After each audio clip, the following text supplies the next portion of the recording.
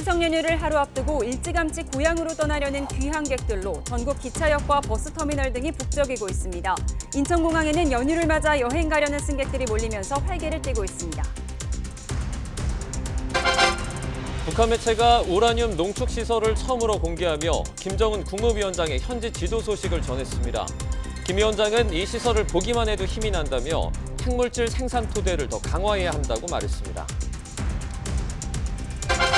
도이치모터스 주가 조작 사건의 전주가 항소심에서 유죄 판결을 받은 걸 두고 여야의 공방이 이어지고 있습니다. 국민의힘은 연휴 전날에도 여야 의정 협의체 출범에 총력을 기울이고 있지만 입장 차가 커서 여전히 난항을 겪고 있습니다. 9월 늦더위가 이어지고 있는 가운데 추석 연휴에도 33도 안팎의 이례적인 폭염과 열대야가 기승을 부릴 전망입니다. 귀성길에는 산발적으로 비가 내릴 것으로 보이지만 추석 당일 대체로 맑아 한가위 보름달은 전국에서 구름 사이로 볼 수 있을 전망입니다.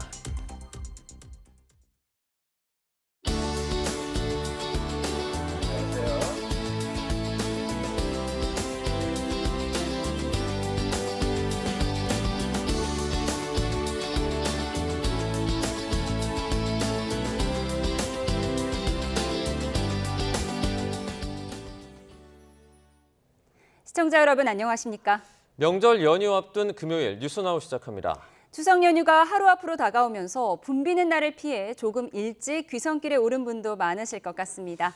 서울역에 나가 있는 취재기자 연결해서 귀성 상황 알아보겠습니다. 표정우 기자. 네, 서울역에 나와 있습니다. 네, 내일부터 추석 연휴가 시작이 되는데요. 서울역의 분위기는 좀 어떻습니까? 네, 이른 아침부터 귀성객들로 가득 찬 대합실이 오후가 다가오면서 더욱 분주해지고 있습니다. 연휴 하루 전날이지만 벌써부터 명절 분위기가 느껴지는데요. 양손은 선물과 짐 가방을 들어 무겁지만 발걸음은 한없이 가벼워 보였습니다. 그럼 직접 만난 시민분들의 이야기 들어보겠습니다. 저희 이제 시댁의 울산이어서 시댁으로 같이 향하고 있습니다. 이번 명절이 연휴가 길잖아요. 근데 남들은 여행 많이 간다고 하는데 저희도 울산으로 시댁으로 여행 가는 기분으로 다녀올 예정입니다. 오랜만에 이제 어머니도 뵙고 여동생도 요즘 오랜만에 보는 거니까 같이 만나서 오손도손 얘기하고 대화 나누고 그러려고 합니다. 오늘 아침 8시 기준 상행선 열차 예매율은 72.9%로 여유가 있지만 하행선 열차 예매율은 92.7%로 매진이 가까운 상황입니다. 노선별로 보면 하행선 기준으로 호남선은 92.9%, 전라선은 94.9%, 강릉선은 92.2%가 예매됐습니다. 특히 경부선은 96.6%가 예매돼 더욱 표를 구하기 힘든 상황입니다. 코레일은 이른 기성길에 오른 시민들을 위해 평소보다 열차 좌석을 늘렸는데요.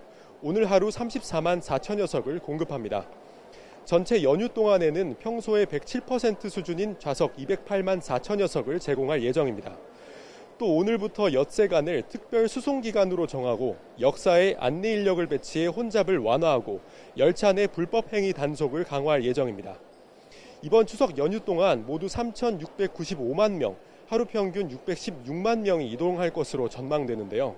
노인 등 교통약자 등이 우선 예매한 좌석이 지난해보다 50%포인트 이상 늘어난 11만 2천여 석에 달해 자녀 얼굴을 보기 위해 역귀성하러 오는 시민도 많을 것으로 보입니다.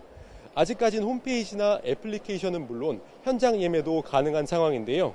시간이 지날수록 귀성객들이 늘어날 수 있는 만큼 수시로 예매 상황을 확인하시는 것이 좋겠습니다. 지금까지 서울역에서 YTN 표정우입니다.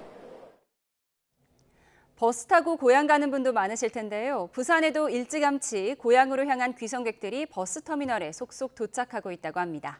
네, 취재기자 연결해서 현장 상황 알아보겠습니다. 차상은 기자. 네, 부산 종합 버스터미널에 나와 있습니다. 네, 연휴 전날인데 그곳 터미널에 귀성객들의 모습은 좀 보이고 있습니까? 네, 그렇습니다. 추석 연휴는 내일부터 시작인데도 조금 일찍 귀성길에 오르거나 고향에 도착한 사람들로 터미널은 평소보다 제법 북적이는 모습을 보이고 있습니다. 여행용 가방에다가 한 손에는 가족에게 건넬 선물까지 든 모습을 볼 수가 있는데 추석이 다가오고 있음을 실감할 수가 있습니다. 오늘 서울에서 출발하는 부산의 고속버스는 대부분 매진됐고 일부 시간대만 한두 자리가 남아 있습니다. 반대로 부산서 출발하는 서울행 버스는 아직 여유가 있습니다. 내일부터 본격 규성이 시작되면 터미널은 지금보다 더 북적일 것으로 예상되는데 열차와 마찬가지로 규성표 구하기가 쉽지 않을 것으로 보입니다. 한국교통연구원과 한국도로공사는 추석 연휴 전날인 오늘부터 연휴 마지막 날까지 3,695만 명이 이동할 것으로 예상했는데요. 이 가운데 승용차가 88.4%, 버스가 4.9%를 차지해 도로 정체가 극심할 것으로 보입니다. 이에 따라 연휴 기간 차량 이용자들을 위한 다양한 대책이 마련됐습니다. 연휴 둘째 날인 모레 15일부터 나흘간 고속도로 요금이 감면되고 부산 광안대교와 백양터널처럼 지역 내 유료도로 요금을 받지 않는 곳도 있습니다. 전국 11개의 국립공원 직영 주차장 31곳이 무료로 운영되고 학교 같은 교육시설 주차장도 명절 연휴에 문을 여는 곳이 있습니다. 연휴 전날 음주나 졸음운전 등으로 교통사고가 평소보다 40% 많다는 조사 결과가 나오기도 했는데요. 운전 중에 졸음이 오면 휴게소나 졸음쉼터에서 반드시 휴식을 취해 사고 없는 안전한 귀성길 되시기를 바랍니다. 지금까지 부산에서 YTN 태상입니다. 섬이 고향인 분들의 귀성도 시작됐습니다. 차를 타고 배를 또 타야 하지만 고향을 찾는 발걸음은 가볍기만 한데요. 현장 취재기자 연결합니다. 오선열 기자. 네, 전남 목포 여객선 터미널에 나와 있습니다. 네, 그곳은 좀 많이 붐비고 있습니까? 네, 이곳 여객선 터미널은 모처럼 활기를 띠고 있습니다. 섬으로 향하는 배편은 새벽부터 열렸는데요. 시간이 지날수록 귀성객들의 발길이 조금씩 늘고 있습니다.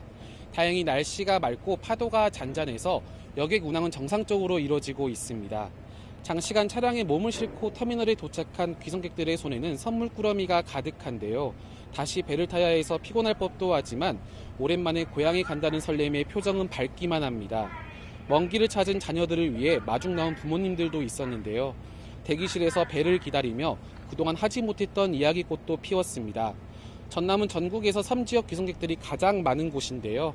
전라남도는 이번 연휴 동안 여객선 이용객은 19만 명, 차량은 5만 2천 대 수준으로 지난해와 비슷할 것으로 예상했습니다. 인파가 몰릴 것에 대비해 여객선 3척이 추가 투입되면서 모두 76척이 섬을 오가는데요. 하루 운항 횟수도 50회 늘리면서 연휴 동안 모두 3,000회 정도 운영합니다. 중국으로 향하는 태풍의 간접 영향으로 연휴 기간 중 비 소식이 있고 제주와 남해엔 풍랑도 예상되는 만큼 기상 상황을 미리 살피셔야겠습니다. 섬 귀경은 내일부터 절정을 이룰 것으로 보이는데요. 여객선 탈 때는 신분증이 꼭 필요하니 이 점도 유의하시기 바랍니다. 지금까지 전남 목포 여객선 터미널에서 YTN 오선열입니다. 고속도로를 통한 민족 대이동도 본격적으로 시작됐습니다. 멀고 막혀도 설렘과 즐거움이 가득한 고향 가는 길, 그 분위기를 느낄 수 있는 고속도로 휴게소에 YTN 이슈 리포터가 나가 있습니다. 이민재 리포터. 네, 서해안고속도로 목포 방향 화성휴게소에 나와 있습니다. 네, 오늘 민족 대이동 첫날인데요. 아직은 휴게소 상황에 여유가 있다고요? 네, 그렇습니다. 우리나라 최대 명절 중 하나인 추석이 하루 앞으로 다가왔습니다. 추석 연휴를 하루 앞둔 오늘 제가 한번 이곳에 나와 봤는데요. 아직까지는 차량 통행이 조금 원활한 상태입니다. 그렇지만 장시간 운전에 지친 운전자들이 점차 이곳으로 모여들 것으로 보여서 붐빌 수 있습니다. 화장실을 이용하는 사람들도 줄을 서는 눈에 띄는데요. 장시간 운전에 지친 모습이 역력하지만 오랜만에 고향에 가서 가족들을 만난다는 생각에 얼굴에는 미소가 가득합니다. 이처럼 전국 각지에서 모인 사람들로 고속도로 휴게소에서는 명절 분위기를 물씬 느낄 수 있습니다. 귀성객 맞이에 여념이 없는 휴게소 관계자의 이야기를 먼저 들어보겠습니다. 마음만은 풍성한 한가위 맞으시고 꼭 피곤하시고 그러시면 휴게소 들렸다가 꼭 안전운전하시고 그렇게 가셨으면 좋겠습니다. 추석 당일에는 저희가 또 그 송편 손님들 고객분들한테 나눠드릴 이벤트 다 준비해놨습니다. 꼭 들리셔가지고 맛있는 음식 드시고 조심해서 가셨으면 좋겠습니다. 한국도로공사는 이번 추석 연휴 동안 고속도로 통행 차량 수가 평균 591만 대로 예상된다고 밝혔습니다. 이는 평상시 통행 차량 수가 520만 대 안팎의 것과 비교하면 13.7% 더 많은 만큼 많은 혼잡이 예상됩니다. 조금이라도 빨리 고향에 도착해서 반가운 가족들을 만나고 싶은 마음이 굴뚝 같으실 텐데요. 일정에 맞춰서 목적지에 도착하는 것도 물론 좋지만 그 무엇보다 중요한 건 안전이겠습니다. 피곤하거나 졸음이 오는 경우에는 꼭 휴게소에 들려서 스트레칭을 하시고요. 차량 내부를 환기해야 합니다. 휴게소가 너무 붐벼서 이용이 어렵다면 고속도로 곳곳에 마련된 졸음쉼터를 이용하시는 것도 좋을 것 같습니다. 다만 졸음쉼터 진출입 때 사고가 나지 않도록 각별한 주의가 필요하다는 점 잊지 마셔야겠습니다. 네, 모두 안전운전하시면서 즐겁고 행복한 추석 연휴 보내시기 바랍니다. 지금까지 서해안고속도로 목포 방향 화성휴게소에서 YTN 이민재입니다. 고향 대신 해외로 여행 가는 분도 많으시죠. 인천공항에는 이번 연휴 엿새 동안 120만 명 넘게 방문할 것으로 보이는데요. 취재기자 연결해 자세히 들어보겠습니다. 이현정 기자. 네, 인천국제공항 제1터미널에 나와 있습니다. 네, 이전 연결 때보다 사람이 더 많아진 것 같은데요. 분위기 전해주시죠. 네, 오전부터 여행객들이 몰려들더니 지금은 공항에 사람들이 가득합니다. 출국장뿐만 아니라 환전소와 통신사 앞도 북적이고 있는데요. 그런 만큼 탑승 수속을 밟는 데 평소보다 오래 걸리지만 기다리는 여행객들 얼굴엔 기대감이 가득합니다. 추석 앞두고 부모님은 미리 찾아뵙고 포르투갈로 둘만의 오붓한 여행을 떠나는 부부도 만나볼 수 있었는데요. 여행 앞둔 소감 어떤지 직접 들어보시겠습니다. 안 왔었어요. 미리 들렸어요. 어머니들 댁에. 오늘 원래 일할 시간인데 연차 내고 온 거라서 기분 너무 좋아요. 야경을 보면서 그냥 맥주 한 캔 하고 싶습니다. 인천공항에서는 오늘만 11만 8천여 명이 비행기를 타고 떠납니다. 인천국제공항공사는 이번 추석 연휴 엿새 동안 120만 명이 공항을 이용할 것으로 내다봤는데요. 내일 20만 천여 명이 공항을 찾을 것으로 보여 하루 평균 이용객 수는 역대 추석 연휴 가운데 최다를 기록할 것으로 전망됩니다. 지난해 같은 기간보다 11.6%, 코로나19 팬데믹 이전인 2019년보다는 11.8% 늘어날 걸로 예상됩니다. 최근 일본과 동남아시아로 떠나는 단거리 여행에 대한 수요가 늘어난 영향으로 보이는데요. 실제로 공사가 지난달 진행한 설문조사에서는 이번 연휴에 가장 가고 싶은 여행지로 응답자 31.1%가 일본을, 18%가 베트남을 꼽았습니다. 인천공항 이용객은 연휴 마지막 날인 다음 주 수요일 가장 많을 전망입니다. 떠났던 여행객들이 돌아오면서 이날 하루만 21만 2천여 명이 인천공항을 이용할 것으로 예상되는데요. 공사는 사람이 몰리면서 사고가 나는 걸 막기 위해 안내와 보안 검색 등 지원 인력 560여 명을 배치하고 24시간 풍수해 상황실을 가동해 태풍 같은 기상 악화에도 항공기 운항과 공항 운영에는 차질 없도록 대비한다는 방침입니다. 오늘 해외여행을 떠날 계획이시라면 온라인 앱을 통해 운항 정보를 미리 확인하시고 평소보다 서두르시는 것이 좋겠습니다. 또 극심한 주차난이 예상되는 만큼 불편하시더라도 대중교통을 이용하는 게 더 빠르고 편리하다는 점 참고하시길 바랍니다. 지금까지 인천국제공항 제1터미널에서 YTN 이현정입니다. 연휴 날씨도 궁금하시죠? 초반에는 곳곳에서 산발적으로 비가 쏟아질 것으로 보입니다. 이례적인 추석 폭염 속에서 남부는 폭염특보가 한층 강화됐습니다. 취재기자 연결해 자세히 알아보겠습니다. 김민경 기자. 네, 김민경입니다. 네, 저희가 앞서 전해드린 것처럼 이미 귀성길에 오른 분들도 많이 있는데요. 연휴 초반에는 빗길을 주의해야 한다고요. 네, 현재 중북부 지역에 5mm 안팎의 산발적인 비가 내리고 있습니다. 어제부터 비구름이 유입되면서 일부 지역에는 다소 강한 비가 쏟아졌는데요.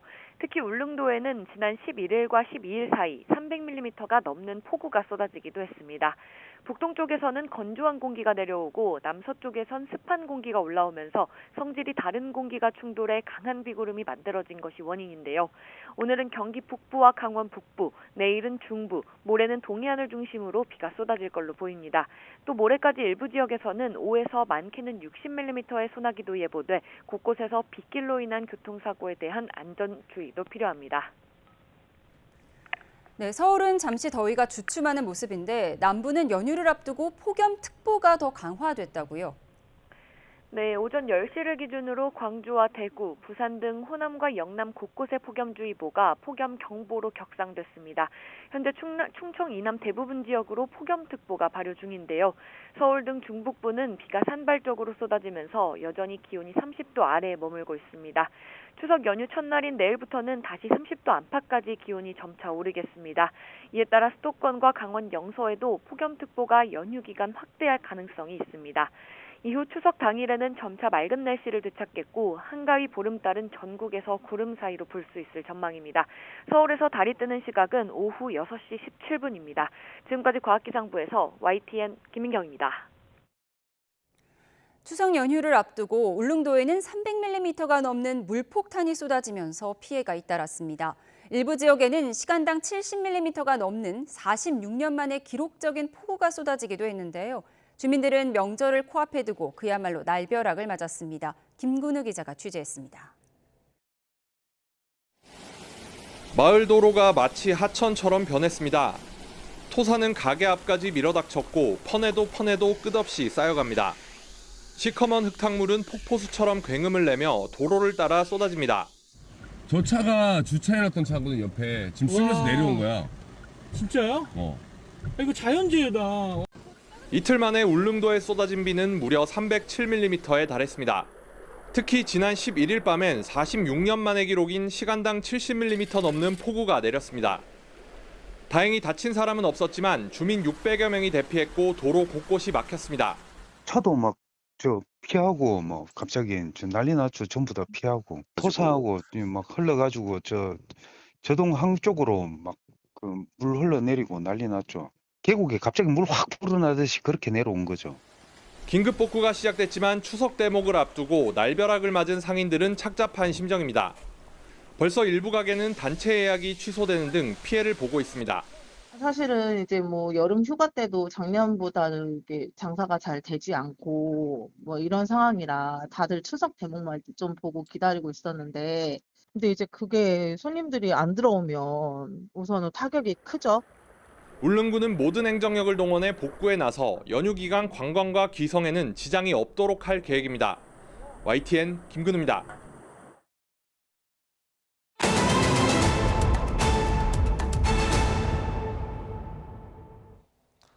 북한 매체가 우라늄 농축 시설을 처음으로 공개하면서 김정은 국무위원장의 현지 지도 소식을 보도했습니다. 김 위원장은 이 시설을 보기만 해도 힘이 난다며 핵물질 생산 토대를 더 강화해야 한다고 말했습니다. 취재기자 연결해서 자세한 소식 들어보겠습니다. 조용성 기자. 네, 국방부입니다. 네, 북한이 우라늄 농축 시설 시찰 소식을 보도한 건 처음이죠? 그렇습니다. 북한 노동당 기관지 노동신문이 오늘 보도한 내용입니다. 신문은 김 위원장이 핵무기 연구소와 무기급 핵물질 생산 기지를 찾아 현지 지도했다고 보도했습니다. 실체 날짜를 밝히진 않았지만 최근으로 보입니다. 김 위원장은 우라늄 농축 기지를 둘러본 뒤 보기만 해도 힘이 난다며 무기급 핵물질 생산 토대를 더 강화해야 한다고 말했다고 신문은 전했습니다. 그러면서 김 위원장이 원심 분리기들과 각종 조종장치 등 자체의 힘과 기술로 핵물질 생산을 줄기차게 벌여나가고 있다는 보고를 받고 커다란 만족을 표시했다고 보도했습니다. 김 위원장은 생산 현장을 둘러보며 자위의 핵병기들을 기하급수적으로 늘리려면 성과에 자만하지 말자고 격려했습니다. 또 원심 분리기 대수를 더 많이 늘리는 것과 함께 개별 분리 기능을 더욱 높이고 신형 원심 분리기 도입 사업도 계획대로 추진하자고 독려했습니다. 우라늄 농축 시설은 핵탄두 제조에 사용되는 고농축 우라늄을 생산하는 시설입니다. 북한은 평안북도 영변 핵시설과 평양 인근 강선 단지에 우라늄 농축 시설을 보유한 것으로 한미 정보 당국은 파악하고 있습니다. 북한이 어제는 미사일 도발에도 나섰는데 이와 관련해서 밝힌 내용도 있죠? 네, 북한 매체는 김정은 위원장이 신형 600mm 방사포차 성능 검증을 위한 사격 시험도 참관했다고 보도했습니다. 신형 방사포차가 주행 계통을 더욱 발전시키고 발사 과정을 완전 자동화했다고 주장했습니다. 앞서 우리 군은 어제 아침 7시쯤 평양 인근에서 발사된 단거리 탄도미사일 여러 발을 탐지했습니다. 비행한 거리는 360km 남짓이었고 동해상으로 떨어졌는데 북한이 미사일 도발에 나선 건 2달여 만입니다. 북한 매체는 오늘 김정은 위원장이 특수작전 무력 훈련기지도 시찰하고 특수부대원들의 훈련을 참관하는 모습도 공개했습니다. 지금까지 국방부에서 YTN 조용성입니다. 정치권에선 도이치모터스 주가 조작 사건 항소심에서 이른바 전주가 받은 유죄 판결이 김건희 여사 특검법을 둘러싼 여야 공방으로 번지고 있습니다.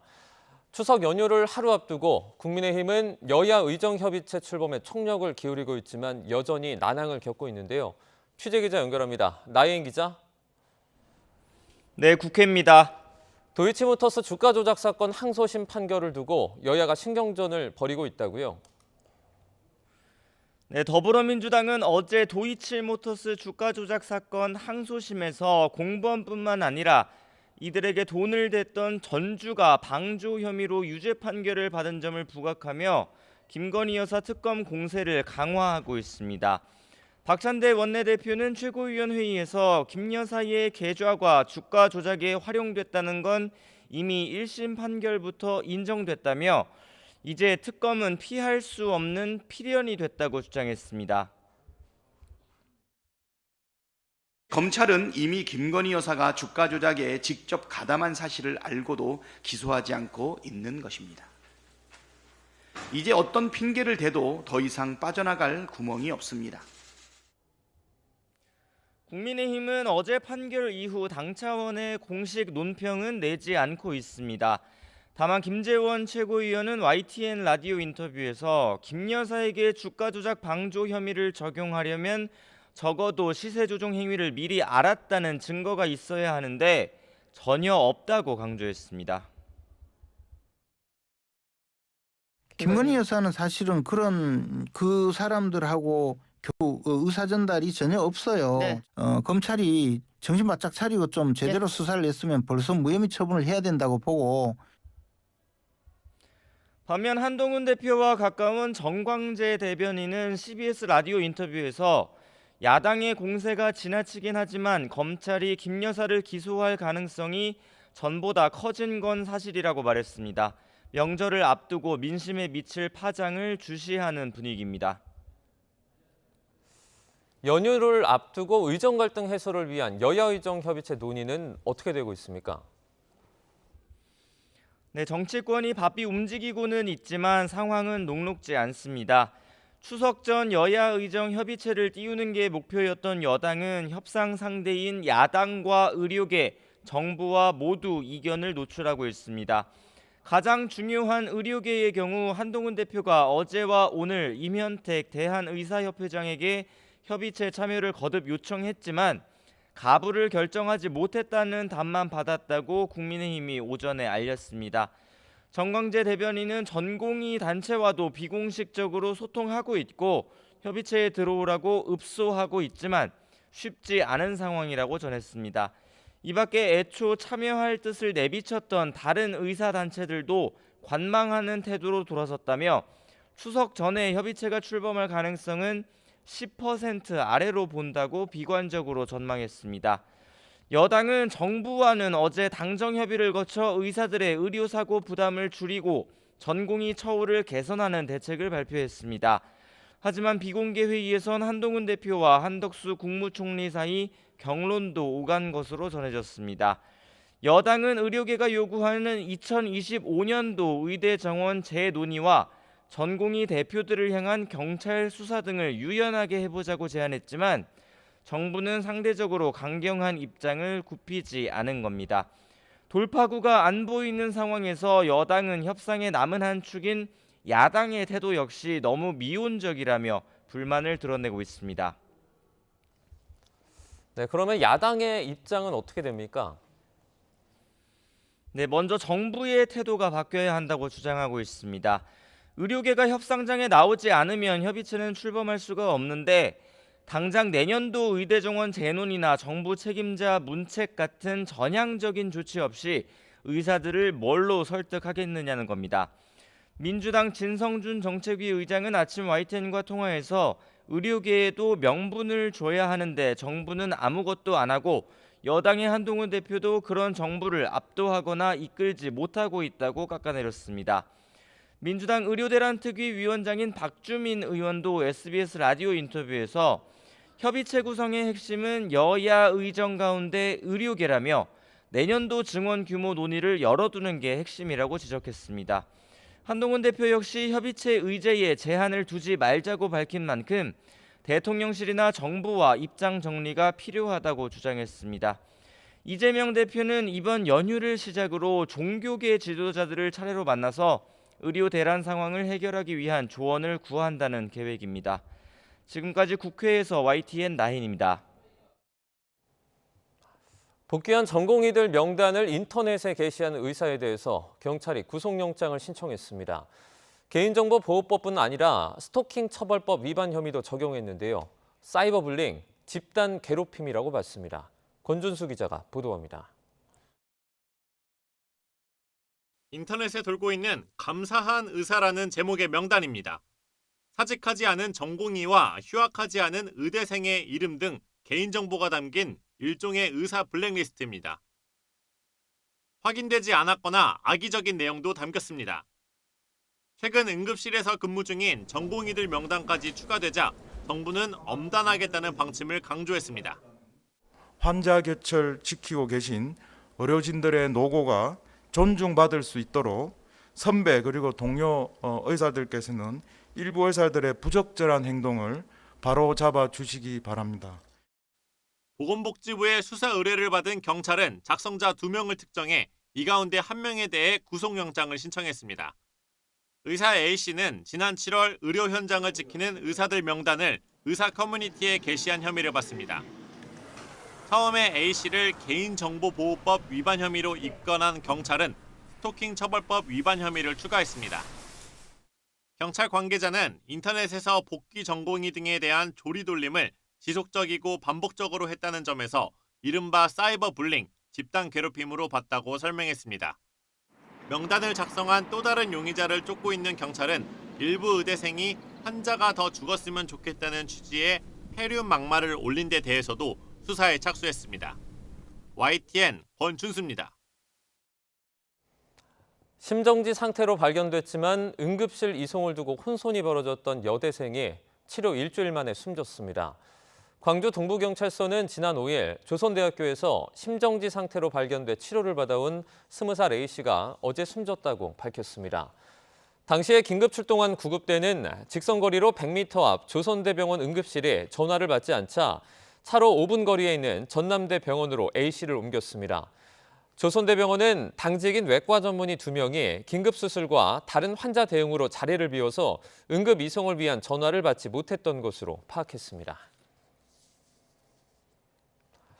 최근 땅꺼짐 사고가 잇따르고 있습니다. 올여름 유독 땅꺼짐 현상이 많이 발생하는 이유는 뭘까요? 양동훈 기자가 전해드립니다. 도로 한가운데 방수포가 덮여 있고 주변에는 안전 고깔과 플라스틱 차단벽이 설치됐습니다. 서울 제기동 고려대 바로 앞 도로에서 가로 0.6m, 세로 0.9m, 깊이 1m 크기의 땅꺼짐 현상이 발생했습니다. 땅꺼짐은 왕복 4차선 도로 한복판, 그것도 횡단보도와 맞닿아 있는 곳에서 발생했는데요. 비가 내리면서 일단은 임시 복구만 해둔 상태입니다. 성동 도로사업소는 주변 땅을 넓게 파고 조사에 나섰지만 명확한 원인이 발견되지는 않아 조사를 더 이어갈 계획이라고 밝혔습니다.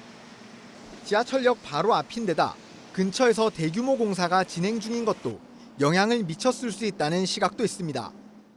흙을 파내고 하면 물이 반드시 나오게 돼 있어요, 땅에는. 그럼 물 퍼내버릴 거 아니야. 물을 퍼내면은 지하수 흐름이 더 강화되거든. 그러니까 어딘가는 물길이 샌 데는 꺼지는 거예요. 앞서 이달 초 인천 부계동과 경기도 부천에서도 땅꺼짐이 발생했고 지난달 29일에는 서울 연희동 도로가 갑자기 꺼지며 승용차가 빠지는 사고도 났습니다. 지난 2019년부터 5년 동안 전국에서 발생한 땅꺼짐 사고는 모두 957건에 달합니다. 계속되는 사고에 시민들은 불안을 호소합니다. 평소에 자주 오가던 학교 길이라서 되게 깜짝 놀랐었고 이게 또 주변이 꺼질 수도 있는 거니까 앞으로 지나다닐 때 좀 더 조심해야 되지 않나 그런 걱정도 좀 들어요. 전문가들은 특히 올여름 비가 많이 오지 않아 지하수 수위가 낮아지면서 예년보다 땅 꺼짐 발생 가능성이 크다고 지적합니다. GPR 가지고 봄에 4월까지 한번 조사하고 그다음에 지금쯤 9월달 들어오면 또 조사해보면 땅의 구조가 어떻게 변하는지 이미지가 다르거든요. 변화가 있으면 아 여기 문제가 있구나. 또 대규모 공사가 있었던 현장 주변을 집중적으로 조사해 사전에 땅 꺼짐 발생 가능성을 차단해야 한다고 강조합니다. YTN 양동훈입니다. 최근 땅꺼짐 사고 등 집안 침하가 연속해서 발생하자 정부가 집안 침하 고위험 지역에 대한 특별 점검을 포함한 지하 안전관리 체계 개선 방안에 대해서 논의했습니다. 이와 관련해 국토교통부는 오늘 오전 서울에서 전문가 간담회를 개최해 집안 침하 예방 대책을 논의했다고 밝혔습니다. 간담회에서 국토부는 노하수관로나 주변이나 상습 침수 지역 등 집안 침하 고위험 지역을 설정해 점검 주기를 단축하고 발견된 지하 빈 공간을 신속 복구하는 등 중점 관리하기로 했습니다. 고속 일반국도의 집안 침하 예방을 위해서는 지하시설물 매립 구간 등 위험 구간에 대해서 향후 2년 동안 전수조사를 실시할 예정입니다.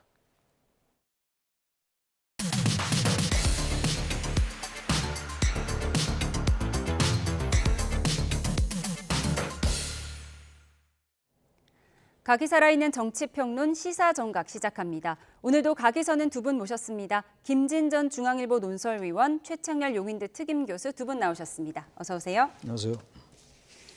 네, 오늘부터 사실상의 추석 연휴가 시작됐습니다. 온 가족이 모이는 명절인 만큼 추석 민심에 민감하게 반응할 키워드 3개를 뽑아봤는데요. 먼저 첫 번째 키워드 보고 오시죠. 긍정 20, 부정 70. 오늘 나온 갤럽 여론조사 결과입니다. 윤석열 대통령의 직무평가가 긍정 20, 부정 70%가 나왔습니다. 취임 후의 최저치인데요. 특히 20%에 딱 멈춘 긍정평가, 대통령실에서도 충격적으로 바라보고 있겠죠. 이제 20 마지노선 같은데요. 충격적이죠. 이명박 대통령 때 취임 3개월 만에 광우병 사태 때문에 이명박 대통령 지지율이 22%까지 내려갔습니다. 똑같은 사안은 아니지만 지금 당시의 광우병 사태에 해당이 되는 의료 대란 사태가 지금 벌어지고 있다는 점. 그래서 그런 것들이 이제 연결이 되고 있는데 저는 이제 예를 들자면 뭐 체코 원전이라든가 또는 이 괄목할 만한 수출 대폭발 이런 것들, 그리고 이제 1인당 국민소득의 일본 추월, 이런 거시적인 경제 효과가 이 골목 경제에 전혀 영향을 미치지 못하고 있다. 네. 그래서 민심, 민생 경제, 이런 물가 이런 것들이 여전히 이제 민심에 이제 부정적인 영향을 미치고 있고, 그리고 윤석열 대통령이 김건희 여사 문제를 제대로 깨끗하게 화끈하게 해결을 하지 못하는 그런 여러 가지들, 예를 들자면 이 명품백 사건의 조사를 검찰청이 아니라 제3의 상소에서 은밀하게 보이게끔 조사를 하고, 네. 검찰총장을 패싱하고 이런 식으로 해서 자기 자신의 부인은 왜 이렇게 불공정하게 감싸냐라고 하는 여론을 불식시키지 못하고 있고, 또 의료 대란 사태에 관한 해결이 계속 어려운 국면, 이런 것들이 복합적으로 작용을 했다고 봅니다. 네, 여러 이슈를 다 짚어주셨는데 하나씩 살펴보도록 하겠습니다. 말씀하신 것처럼 부정평가 70% 중에 가장 큰 이유가 의정 갈등입니다. 그런데 이 의정 갈등은 긍정평가를 차지하는 이유 중에서도 큰 부분을 차지했는데요. 그렇다면 정부의 방향은 맞지만 추진 방법에 있어서 문제가 있다, 이렇게 보는 시각이 지배적이다, 이렇게 분석할 수 있을까요? 의대 정원을 늘려야 된다. 의대 증원에 대해서는 국민들이 많이 찬성하고 있어요. 다 알려진 사실입니다. 근데 그럼에도 불구하고 이제 그 증원에 대한 그 접근이 대단히 거칠었던 걸 우리가 인정할 수밖에 없어요. 지난 선거 때 4월 달이었죠. 4월 달에 그때 한창 이제 문제가 됐었는데 벌써 7개월째예요. 의료 대란이 이게 말이죠. 4월 달에 이제 그때 의료 대란이 일어나고 막 이제 시동이 걸리고 막 이럴 때였잖아요. 그때 이제 대통령의 담화도 뭔가 이제 이 문제 해결의 변곡점이 될 수 있다라는 기대가 있었는데 그렇지 않았어요. 의대 증원 매년 2,000명 증원은 바꿀 수 없다, 이제 이런 식의 강경한 입장을 내비쳤고, 아무튼 그러다 보니까 이제 방향은 지금 말씀처럼 방향은 맞는데 현실적으로 이게 워낙 이 문제가 커지니까 당장 우리들의 그 건강이 문제가 되니까 아까도 보도가 나왔잖아요. 응급실 바로 있는데 100m 앞에 놔도 결국 여대생이 죽은 거 이런 것들 이런 부분이 나오니까 이제 방향이 맞다 하더라도 구체적인 방법론에 있어가지고 정부가 뭔가 해결책을 제시 못하니까 당연히 대통령의 지지율이 하락으로 연결될 수밖에 없죠. 네, 증원에 대한 접근이 거칠었다고 말씀을 하셨는데 한동훈 대표 국민의힘은 조금 다른 해결책을 지금 열심히 제시를 하고 있는데 국민의힘 지지율도 같이 떨어지고 있어요. 저희가 그래픽을 준비했는데요. 보여주시면 좋겠습니다. 정당 지지도 보시죠. 지금 국민의힘이 28%, 더불어민주당이 33%로 나타났습니다. 국민의힘 역시 뭐 역대 최저치인데요. 특히 TK 지역에서도 큰 하락세를 보이고 있다고 해요. 원인이 뭘까요? 일단은 이제 윤석열 대통령과 한동훈 대표 간의 갈등 국면, 그리고 의료 대란 문제 같이 중요한 문제에 관해서 어떤 정교하고 일치된 의견을 내놓지 못하고 보여주는 분열상, 한동훈 대표가 여야 의정 협의체 제안을 한 것은 잘했지만 이 순서가 바뀌었어요. 맨 처음에 여야 의정 협의체라는 것을 제시를 하고 그 협의체에서 2025년 내년도 정원이 이제 확정이 됐기 때문에 그것을 고치는 것은 불가능하고 2026학년도에 지원을 제로 베이스에서 그러니까 원점에서 아예 없애든가 아니면 조정을 하든가 이런 걸 논의를 해볼 수 있다라는 식으로 얘기를 했어야 되는데 그 여야 의정 협의체 얘기하기 전에 불쑥 2026년도 증원 유예 사실상 폐지죠. 이것을 들고 나오니까 자 보십시오. 의료계가 그 다음에 그러니까 이 한동훈 대표가 카드를 벌써 일찍 써버리니까 지금 의료계가 2025년도 내년도 증원을 백지화하라는 요구를 하면서 협의체 참석을 거부하고 있잖아요.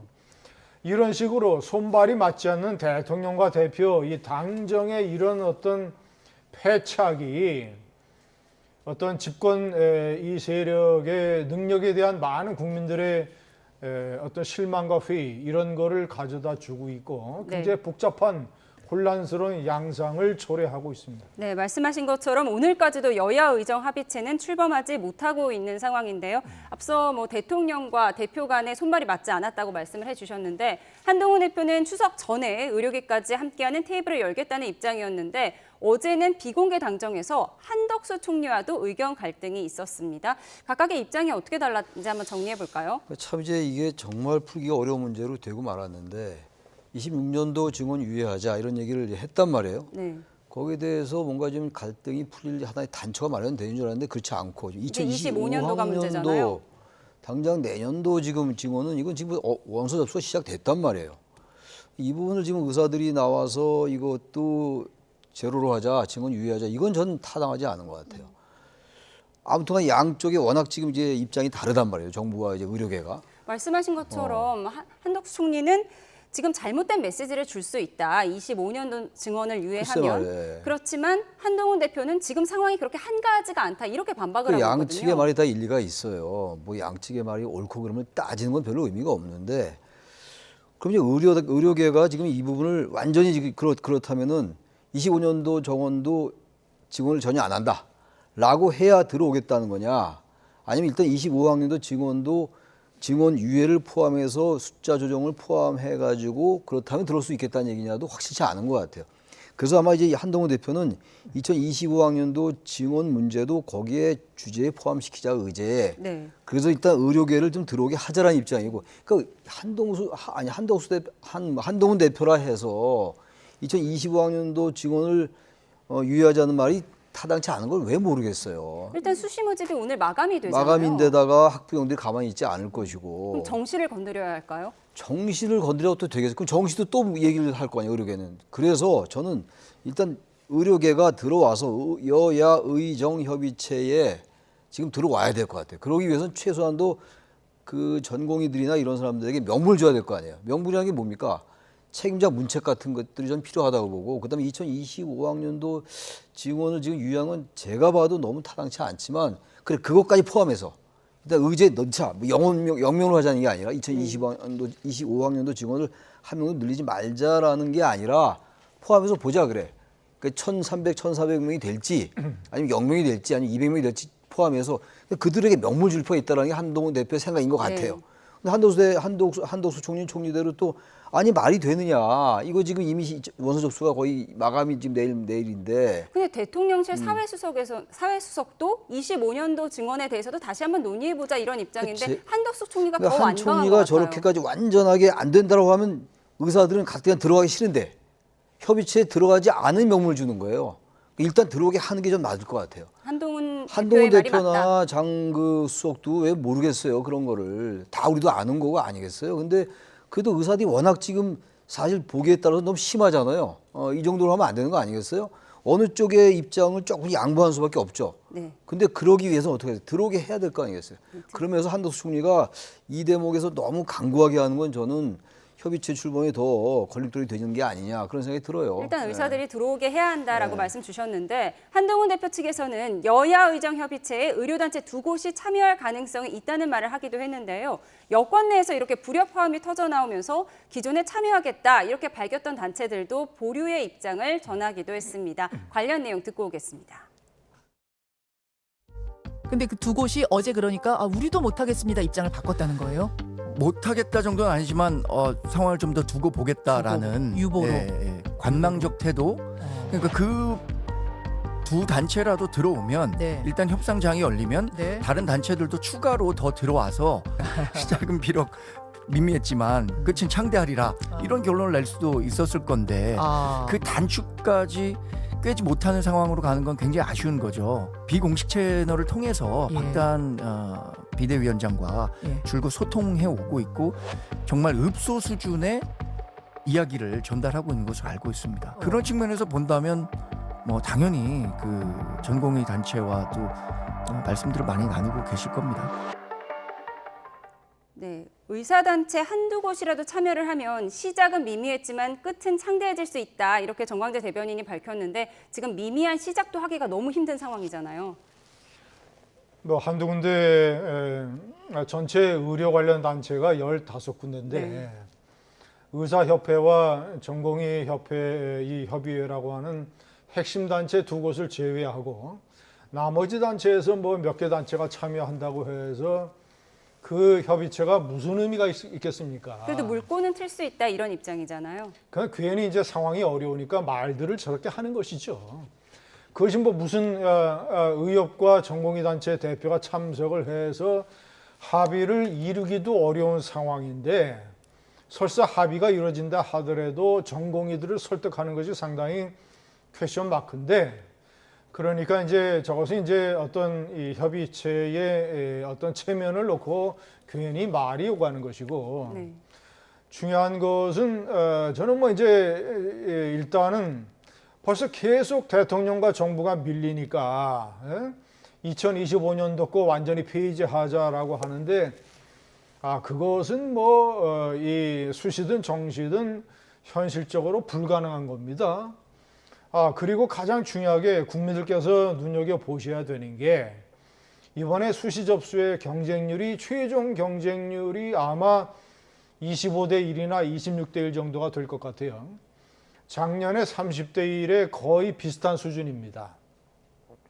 의대 정원을 3,000명에서 4,500명으로 늘렸는데도 불구하고 그렇게 높은 경쟁률이 기록이 되는 것은 내가 의대 정원이 이렇게 늘어나는 이런 기회가 있으니까 내가 정말 의사 되고 싶다 말이지 라고 공부해서 신청을 하는 이런 학생들이 미래의 의사가 되겠다는 학생들이 저렇게 구름처럼 몰려드는 거 아니에요.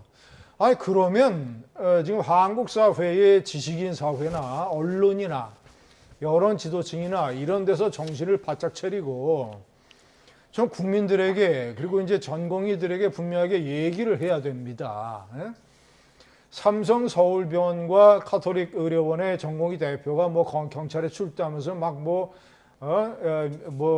이 전문의 미래를 포기했다 뭐 이런 식으로 얘기를 하는데 의대 정원과 자신들의 미래가 도대체 무슨 상관이 있는 건지 그렇게 자신들은 뭐 미래가 파괴된다고 포기하고 의료 현장을 떠났는데 의사 되겠다고 하는 후배들이 저렇게 구름처럼 몰려드는 것은 정부의 의대 증원 정책이 그리 틀린 게 아니다. 정부의 방향은 옳았다라고 분석을 해주셨어요. 그런데 앞서 들어본 그 정광재 대변인 말에 따르면 한동훈 대표가 비공식 채널을 통해서 박단 비대위원장과 읍소 수준의 이야기를 전달하고 있다고 합니다. 그러면 이제 여당 입장에서, 정부 입장에서는 계속 한동훈 대표에게 힘을 실어줘야 물꼬가 틀 수 있는 거 아닌가요? 왜 이렇게 힘이 빠지고 있는 걸까요? 그것도 굉장히 큰 정말 걸림돌이에요. 여야 관계가, 당정 관계가 뭐 이미 대통령과 한 대표와의 관계가 상당히 어렵다는 것도 알려진 사실 아니었어요. 제가 볼 때 사실 회복도 거의 쉽지 않을 것 같은데. 근데 아무튼 이런 상황에서는 당대표의 말을 좀 힘을 실어주는 게 좋을 것 같아요. 어차피 의견이 다르다 하더라도, 왜냐하면 둘이 당이나 대통령실, 정부나 바라보는 곳은 같아요, 지금. 이 문제를 어떻게 해결하려 하는 건 다 아는 건데 워낙 지금 의사들이 강구하잖아요. 제가 봐도 의사들은 너무 말이 안 되는 것 같아요. 2025학년도까지 증원을 없던 걸 하는 게 말이 되냐고요. 그럼에도 불구하고 이게 이제 그들의 말처럼 대체 불가능해요. 다른 건 대체할 수 있다고요. 군의관이 대체하는 것도 한계가 있고 말이죠. 그러다 보니까 저렇게 하는 것 같은데 그게 현실이니까 아무리 우리가 나무라고 그러면 안 된다고 얘기하면 뭐 하냐고요. 당장 사람 생명이라는 건 총각을 다투는 생명이 많이 있는데 그렇다면은 당대표가 지금 맨 처음 2026학년도 증원을 유예하자고 얘기했다가 그마저도 지금 그야말로 의사들이 안 들으니까 일단 협의라도 하자라고 최소한 하나의 인센티브, 유인책 같은 거라고 본다면 그거에 대해서 정부에서도 같은 말이 아다르고 어다르거든요. 총리가 절대로 안 됩니다라고 얘기하면 어떡하냐고 이런 상황에서. 그래 그것까지 포함해 봅시다. 얘기해 봅시다 하고 해서 들어본 다음에 앉은 다음에 근데 그게 말이 됩니까라고 얘기하는 것하고 앉기도 전부터 말이 안 되니까 아예 들어오지 않을 명분 주는 것도 같아요. 네, 의정 갈등에 대한 이야기 계속 총리가 이어가고 조금 있는데요. 이제 힘을 보태줄 필요가 있어요. 이 상황을 좀. 네, 힘을 보태줄 필요가 있다라고 말씀해 주셨는데 현재 국회에서는 대정부 질문도 이어지고 있는데 특히 요즘 한덕수 총리의 목소리가 높아지고 있습니다. 어제도 민주당 남인수 의원과 설전을 벌였는데요. 그 모습 잠깐 보고 오겠습니다. 보건의료 재난위기 레드 단계 우리 본부장이신데 네. 7개월째 보건의료 재난위기 레드 상태 계속되고 있어요. 잘못했으면 잘못을 시인하세요. 저는 의원님 말씀이 전혀 동의할 수가 없습니다. 그렇게 일방적으로 자료요? 저한테 답변할 시간을 주세요. 답변할 시간 많이 줬잖아요. 답변할 시간을 주세요. 의석의 의원님들은 좀 가만히 계세요. 아니 의석에서 질문을 하십니까? 잠깐만요. 지금 응급실 뺑뺑이로 인한 사망사고 사례도 잇따르고 있죠. 잇따른다는 표현은 좀 과장입니다. 그거는 가짜 뉴스입니다. 가짜 뉴스예요. 죽어나가요? 어디에 죽어나갑니까? 최선을 다하고 있습니다. 그것은 의사 선생님과 간호사들을 모욕하는 겁니다. 무슨 말씀하시는 거예요? 오늘 또 죽어나갔어요. 무슨 가짜 뉴스라 그래? 국민들이 지금 다 보고 계십니다. 저는 국민들에게 사실을 말씀드리고 있는 겁니다.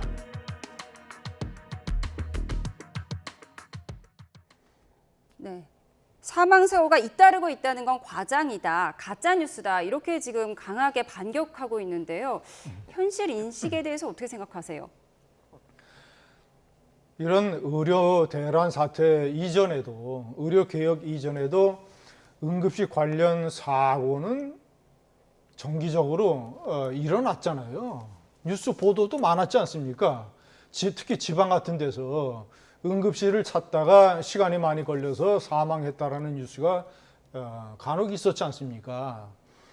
그래서 그런 것들을 근본적으로 해결을 하기 위해서 대통령과 정부가 의사들의 증원 숫자를 늘리겠다는 거 아닙니까? 그러면 이런 것을 하면 그러니까 이 한덕수 총리가 얘기하는 것이 지나친 게 아니고 보건 관련 단체의 조사에 따르면 응급실의 30%가 상황이 아주 어려워졌다. 나머지 또 다른 30%가 약간 어려워졌다.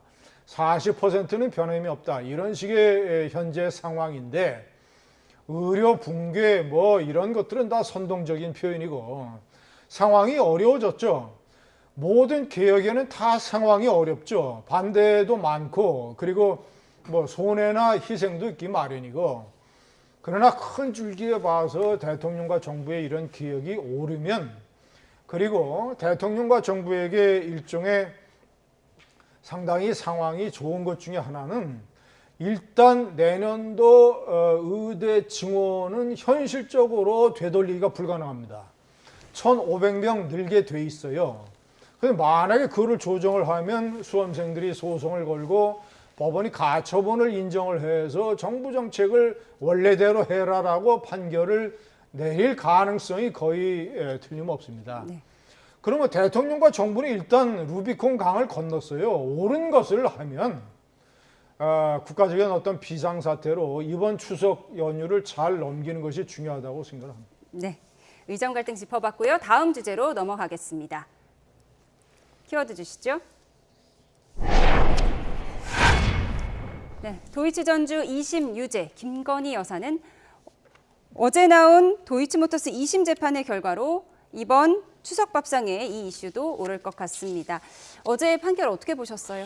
그 손 씨가 이제 주가 조작 방조 혐의로 이제 유죄가 나왔어요. 1심에서 무죄가 나왔었는데 이 부분이 이제 김건희 여사의 이제 혐의에 대해서 어떻게 영향을 미칠 것이냐가 관심이에요, 지금.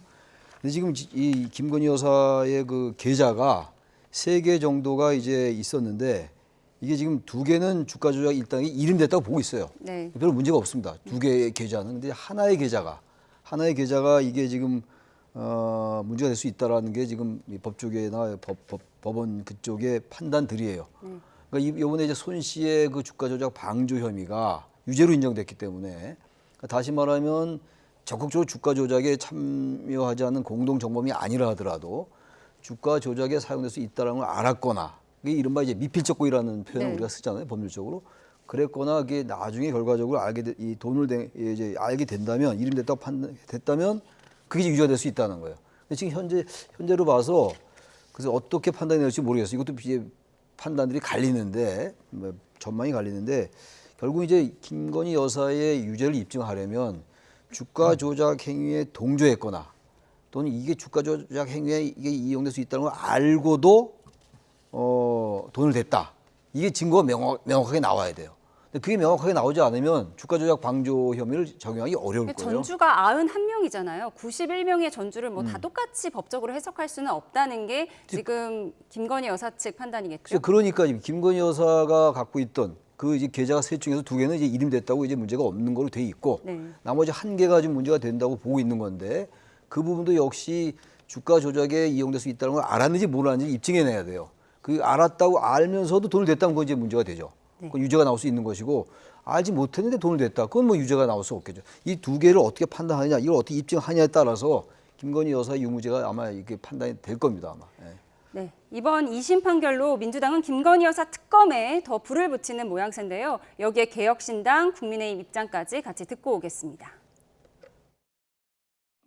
김건희 씨에 대해서 제대로 된 수사를 했다라는 느낌이라도 국민에게 줬다면 검찰이 내리는 결론이 A든 B든 어느 정도 신뢰를 가질 텐데 뭐 서면 조사, 소위 말하는 황제 조사 이런 것들을 한 거잖아요. 손모 씨라고 하는 전주 통장 빌려주고 돈 대고 했던 사람에 대해서 어찌 됐든 유죄 판결이 나왔으니까 제대로 된 조사 수사는 이루어져야 되는 거 아니냐 이렇게 보고 있습니다. 검찰이 계속 미기죽거리면 특검이라도 해야죠. 그러면 김건희 특검법에 대해서는 반대 입장이었습니다. 좀 더 지켜봐야 된다라는 거였는데 요즘에 이제 일련의 사건들을 지켜보면 도이치는 뭐 하나의 시발점이 된 것 같고 특검에 대해서 우리가 찬성을 하지 않을 수 없는 상황이 됐다라고 지금 저희 내부에선 판단을 하고 있습니다. 그래요? 그러면 개혁신당도 김건희 여사 특검법에 대해서 찬성으로 기조를 바꿀 수 있다? 네, 어제 원내대표랑 좀 상의를 했는데 그럴 수 있을 것 같다. 지금 상황이 만만치 않다. 김건희 여사는 사실은 그런 그 사람들하고 의사 전달이 전혀 없어요. 지금까지 드러난 것도 없고 또 그 주가 조작에 나선 주범들이 이 김건희 여사와 소통을 하고 연락을 했다는 그런 이야기도 없어요. 근데 이게 검찰에서 이때까지 끌고 와서 결정을 하지 않는 바람에 이게 굉장히 지금 논란이 될 수밖에 없는 상황이 되었죠. 저는 검찰이 정신 바짝 차리고 좀 제대로 수사를 했으면 벌써 무혐의 처분을 해야 된다고 보고 네, 각 당의 입장 정리해 보겠습니다. 이미 민주당에서는 김건희 여사 특검법을 법사위에 올려놓은 상황입니다. 그런데 이번 2심 선고로 이제 특검에 더 불을 붙일 것 같고요. 개혁신당은 김건희 특검에 부정적인 입장이었는데 이번 2심 선고 결과를 보고 또 최근 김 여사의 행보를 보고 특검 찬성으로 입장이 바뀌고 있다. 이렇게 대표가 인터뷰를 했어요. 아니 먼저 이 민주당과 개혁신당에서 국민들에게 설명을 해야 되는 것이 김건희 여사 도이치모터스 주가 조작 사건은 윤석열 대통령 취임하기 전에 문재인 정권에서 1년 반 동안 수사를 한 사건입니다. 당시 서울중앙지검장이 문재인 대통령의 검찰 최측근이라고 하는 현재 이성윤 민주당 의원이잖아요.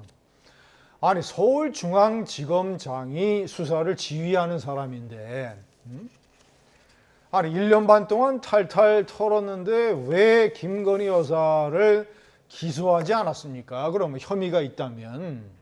그리고 왜 소환을 안 했습니까? 소환도 안 했잖아요, 당시에. 자신들의 정권에서 1년 반 동안 탈탈 털어놓고 겨우 전주 1명 기소를 했었잖아요. 그때 90여 명 중에서. 이제 당시 이제 방조 혐의가 없었고 뭐 지금 방조 혐의를 추가해서 유죄를 선고받았다. 이게 지금 민주당 입장이죠. 그러니까요. 그러니까 당시에 그러면 문재인 정권에서 수사를 얼마나 부실하게 엉터리로 했는가. 자신들의 정권에서 윤석열 검찰총장 잡으려고 부인의 주가 조작 사건 그거를 1년 반 동안 탈탈 털어서 소환도 못하고 기소도 못했던 사건을 그러면 그때 사건의 팩트가 이제 와서 뭐 얼마나 달라지겠습니까? 이번에 유죄 선고를 받은 손 씨는 쉽게 얘기하면 자기 계좌가 주가 조작에 이용되는 것을 알았고 방조했다는 혐의 아닙니까? 그럼 김건희 여사가 알았고 방조했는가를 왜 문재인 검찰에서 왜 그러면 수사를 해서 밝혀내지 못했느냐? 자, 그리고 두 번째는 현재 검찰에서 도이치모터 사건을 수사를 해서 결과를 발표할 터이니 최상병 사건처럼 검찰의 수사 결과 발표를 보고 대통령이 판단을 해서 아니면 여론의 추이를 봐서 그때 가서 특검법을 거론을 해도 늦지 않다. 네. 그런데 김재현 최고위원은 검찰을 비판했어요. 검찰이 정신 바짝 차려야 한다. 이렇게 인터뷰를 했는데 어떤 뜻인가요? 김재현 최고위원이야 뭐 당연히 여권 편 들겠죠. 저는 뭐 그것보다도 문재인 정부 때 검찰이 탈탈 털었는데 이게 혐의가 안 나왔으니까 혐의 없다라는 논리는 그 많은 사람들이 했던 얘기겠지. 지난 대선 때도. 근데 그런 논리는 반대 논리도 가능해요. 현재 윤석열 정권 들어와서 검찰이 왜 진작권을 왜 무혐의를 안 내렸느냐. 뭔가 있으니까 안 내린 거 아니냐라는 논리도 가능하다고요. 그러니까 지금 그런 게 중요한 게 아니고 문재인 정권 때 탈탈 털었는데 안 나왔으니까 문제가 없다라는 게 중요한 게 아니라 아무튼간에 제가 아까 말씀드린 것처럼 이 지금 주가 조작에 이용될 수 있다는 걸 알았냐 몰랐냐를 입증해내면 돼요. 그게 없다면 무죄인 것이고 입증할 거라고 보세요? 있으면 기소하는 거고 그건 알 수 없어요. 제가 그거 어떻게 합니까? 그래서 검찰도 정확하게 봐서 지금 황제 조사 논란도 있고 그런데 그건 어쨌든 간에 별개의 영역이에요. 그건 여야의 공방의 논란의 영역이고 아무튼 이거 정확히 해서 이게 문제가 없다. 그럼 빨리 불기소 혐의하고 무혐의로 끝내고 문제 있으면 빨리 기소하면 되는 겁니다. 네. 항상 양쪽이 똑같은 얘기들이에요. 이 부분은. 네, 이런 가운데 최저치를 기록한 대통령 지지율의 부정평가 이유 중에 김건희 여사가 포함돼 있잖아요. 그런데 김건희 여사는 지금 광폭 행보를 보이고 있어요. 자살 예방의 날을 기념해서 마포대교에 가서 뭐 돌아보기도 했고요. 또 오늘은 추석 인사 영상이 공개된다고 하는데 김건희 여사의 행보 어떻게 보세요? 자, 이것은 이제 도이치모터스 판결이 이루어지기 전의 일이었습니다. 마포대교에 간거하고 추석 인사하고 명품 가방 수사심의 불기소 권고가 나오자마자 이제 행보를 보였어요. 그렇죠. 그러니까 그 문제는 명품백 가방 문제는 이제 검찰 수사와 수사심의위 결론으로 그것은 일단 이제 마무리된 것이고 그래서 대외 행보를 재개를 했는데.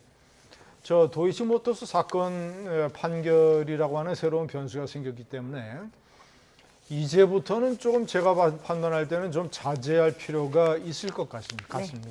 자제할 필요가 있다고 보셨습니다. 저희는 마지막 키워드 보겠습니다. 추석 민심을 제어할 마지막 키워드는 영상으로 준비했습니다.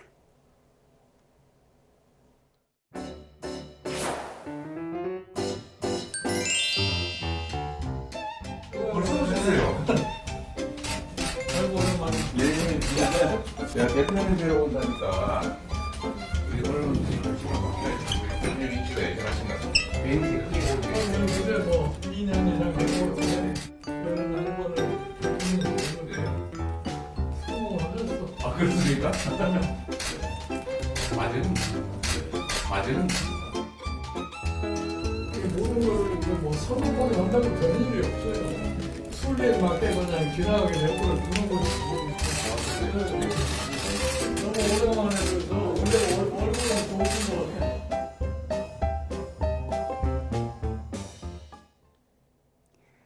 네, 어제 민주당 이재명 대표가 김종인 전 국민의힘 비대위원장을 만났습니다. 언론에서는 이 대표의 중도 보수 확장이다 이렇게 표현하고 있는데요. 두 사람 왜 만난 걸로 보세요? 그런 것 같아요. 중도로 외연을 확장하겠다는 생각을 하는 것 같고 최근에 뭐 아주 극히 일부 언론이지만 뭐 섀도우 캐비넷 얘기도 있고 그랬어요. 그러니까 전 그건 좀 성급하게 보여 있는데 이재명 대표가 뭔가 자신감을 얻은 것 같기도 하고 이 얼굴 보면 과거보다 좀 여유가 좀 보이긴 해요. 뭐 지지율이 올라서 그런 걸까요? 지지율도 정당 오르고 지지율? 지금 여건이 워낙 죽을 쓰고 있잖아요. 지금 대통령 지지율도 그렇고 지금 뭐 모든 문제가 갈등투성이고 또 야권에서는 지금 사실 뭐 자태가 공인하는 뭐 대선 후보 아니겠어요? 물론 이제 1심 판결에서 이재명 대표가 이제 재판받고 있는 여러 사건 중에서 어느 한두 개가 대법원 판결까지 나서 대선 전까지 그 이제 피선거권 박탈 이상의 형량이 대법원에서 난다. 그럼 끝이에요.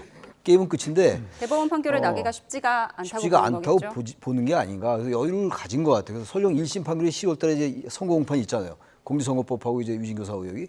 거기서 제가 볼 때 피선거권 이상, 박탈 이상의 형량이 나와도 이재명이 끄떡도 안 할 겁니다. 아마 유상의 변동도 없을 거죠. 아마 그런 것들에 대한 자신감 때문에 김정인 위원장도 만나고 보도를 보니까 이상돈 전 의원도 만났더라고요. 네. 그러니까 좀 보수지만 좀 중도 보수 진보를 왔다 갔다 하는 이런 분들 만나는 게 식사 정치라고 뭔가 분석하더라고요. 좀 외연을 좀 확장해 나가는 뭐 그런 생각이 아니겠는가 이렇게 보여져요. 특히 추석을 앞두고 말이죠. 자신감의 표현이 아니냐 이렇게 느껴집니다 일단. 네. 네. 김종인 전 위원장 과거 윤 대통령에게 별의 순간을 언급해서 대권 주자로서의 이목을 집중시키기도 했는데요. 뭐 이번에도 그런 의미일까요? 거기까지는 아직 안 간 것 같고 그런데 김정인 위원장이 한 얘기 중에서 제가 주목을 하는 것은 걱정할 일이 많다고 해서 너무 성급하게 해서 해결이 되질 않는다. 그러니까 세상사나 아니면 정치권이나 이제 다 애둘러서 얘기를 한 것인데 그것은 좀 한번 이제 좀 몇 발자국으로 해서 앞서서 해석을 해보자면 10월 달에 중요한 두 개의 판결 선고가 그제 이제 예정되어 있는 그런 상황으로 가고 있는데 그래서 이재명 대표에 대한 김정인 위원장의 충고는 그런 일은 대단히 걱정할 만한 일이지만 뭘 성급하게 그렇다고 해서 대단하게 막 강경 모드로 가거나 아니면 또 대단하게 또 무슨 이 튀어서 윤석열 정권에 대한 선전선동으로 가서 어떤 극한적인 이미지를 보여주거나 이런 방향보다는 김정인 위원장이 평소 취하고 있는 어떤 그 순리론이랄까 합리론이랄까 이런 식의 대처를 은근하게 주문한 것 아니겠느냐. 네. 이재명 대표는 아직 김정인 위원장을 포함을 해서 문재인 전 대통령 그리고 이 사법 리스크 판결 선고를 앞두고 자기를 지지하는 세력의 힘을 잔뜩 키워주려고 하는 행보를 하고 있다. 네. 이재명 대표와 김종인 전 비대위원장의 만남까지 짚어봤습니다. 오늘 전국 소식 여기서 줄이겠습니다. 김진전 중앙일보 논설위원, 최창렬 용인대 특임교수였습니다. 감사합니다.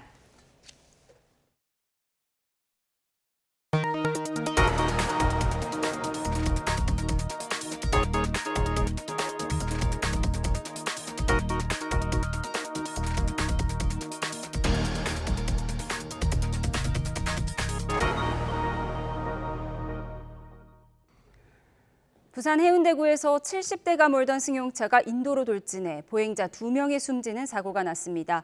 운전자는 급발진 사고를 주장한 것으로 알려졌는데 비슷한 사고가 잇따르면서 고령 운전을 우려하는 시선이 늘고 있습니다. 차상은 기자의 보도입니다. 검은색 승용차 한 대가 중앙선을 넘어 질주합니다. 인도 위로 돌진한 차는 정차 중인 화물차와 길을 걷던 사람들을 들이받고 나서야 멈춥니다. 부산 해운대구 상가 밀집 거리에서 벤츠 승용차를 몰던 70대 A씨가 사고를 낸 건 오후 1시 10분쯤. 빵 하는 거. 밥줄이 팍 튀더라고요. 네. 우리는 저기 뭐가 딱 나갔는데 이미 벤츠 차는 박살나가 이 상황이고 트럭도 박살난 상태이고. 이 사고로 70대 여성이 현장에서 숨졌고 60대 남성은 심정지 상태로 병원으로 이송됐지만 숨졌습니다. 사고 당시 충격으로 도로 바로 옆에 있는 가게는 크게 부서졌고 일대는 정전됐습니다. 경찰이 A씨를 상대로 음주 측정한 결과 술은 마시지 않은 상태였고 약물 검사도 음성으로 나왔습니다. 사고를 내고 차에서 내린 A씨는 차량 급발진을 주장한 것으로 파악됐습니다. 저기서부터 자기가 급발진 날라왔다. 네. 어떻게 하다 놀래가지고 이래 되는 거다. 네. 본인이 그렇게 말을 했어요. 경찰은 A씨를 상대로 사고 경위를 조사하는 한편 주변 CCTV와 사고차를 정밀 분석해 차량 결함에 따른 사고인지 아니면 운전자 실수에 따른 사고인지 확인할 계획입니다. 최근 비슷한 사고가 전국에서 잇따르고 있습니다.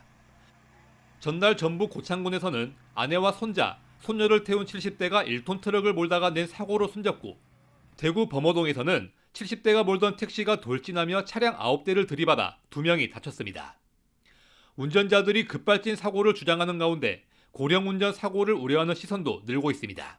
YTN 차상입니다.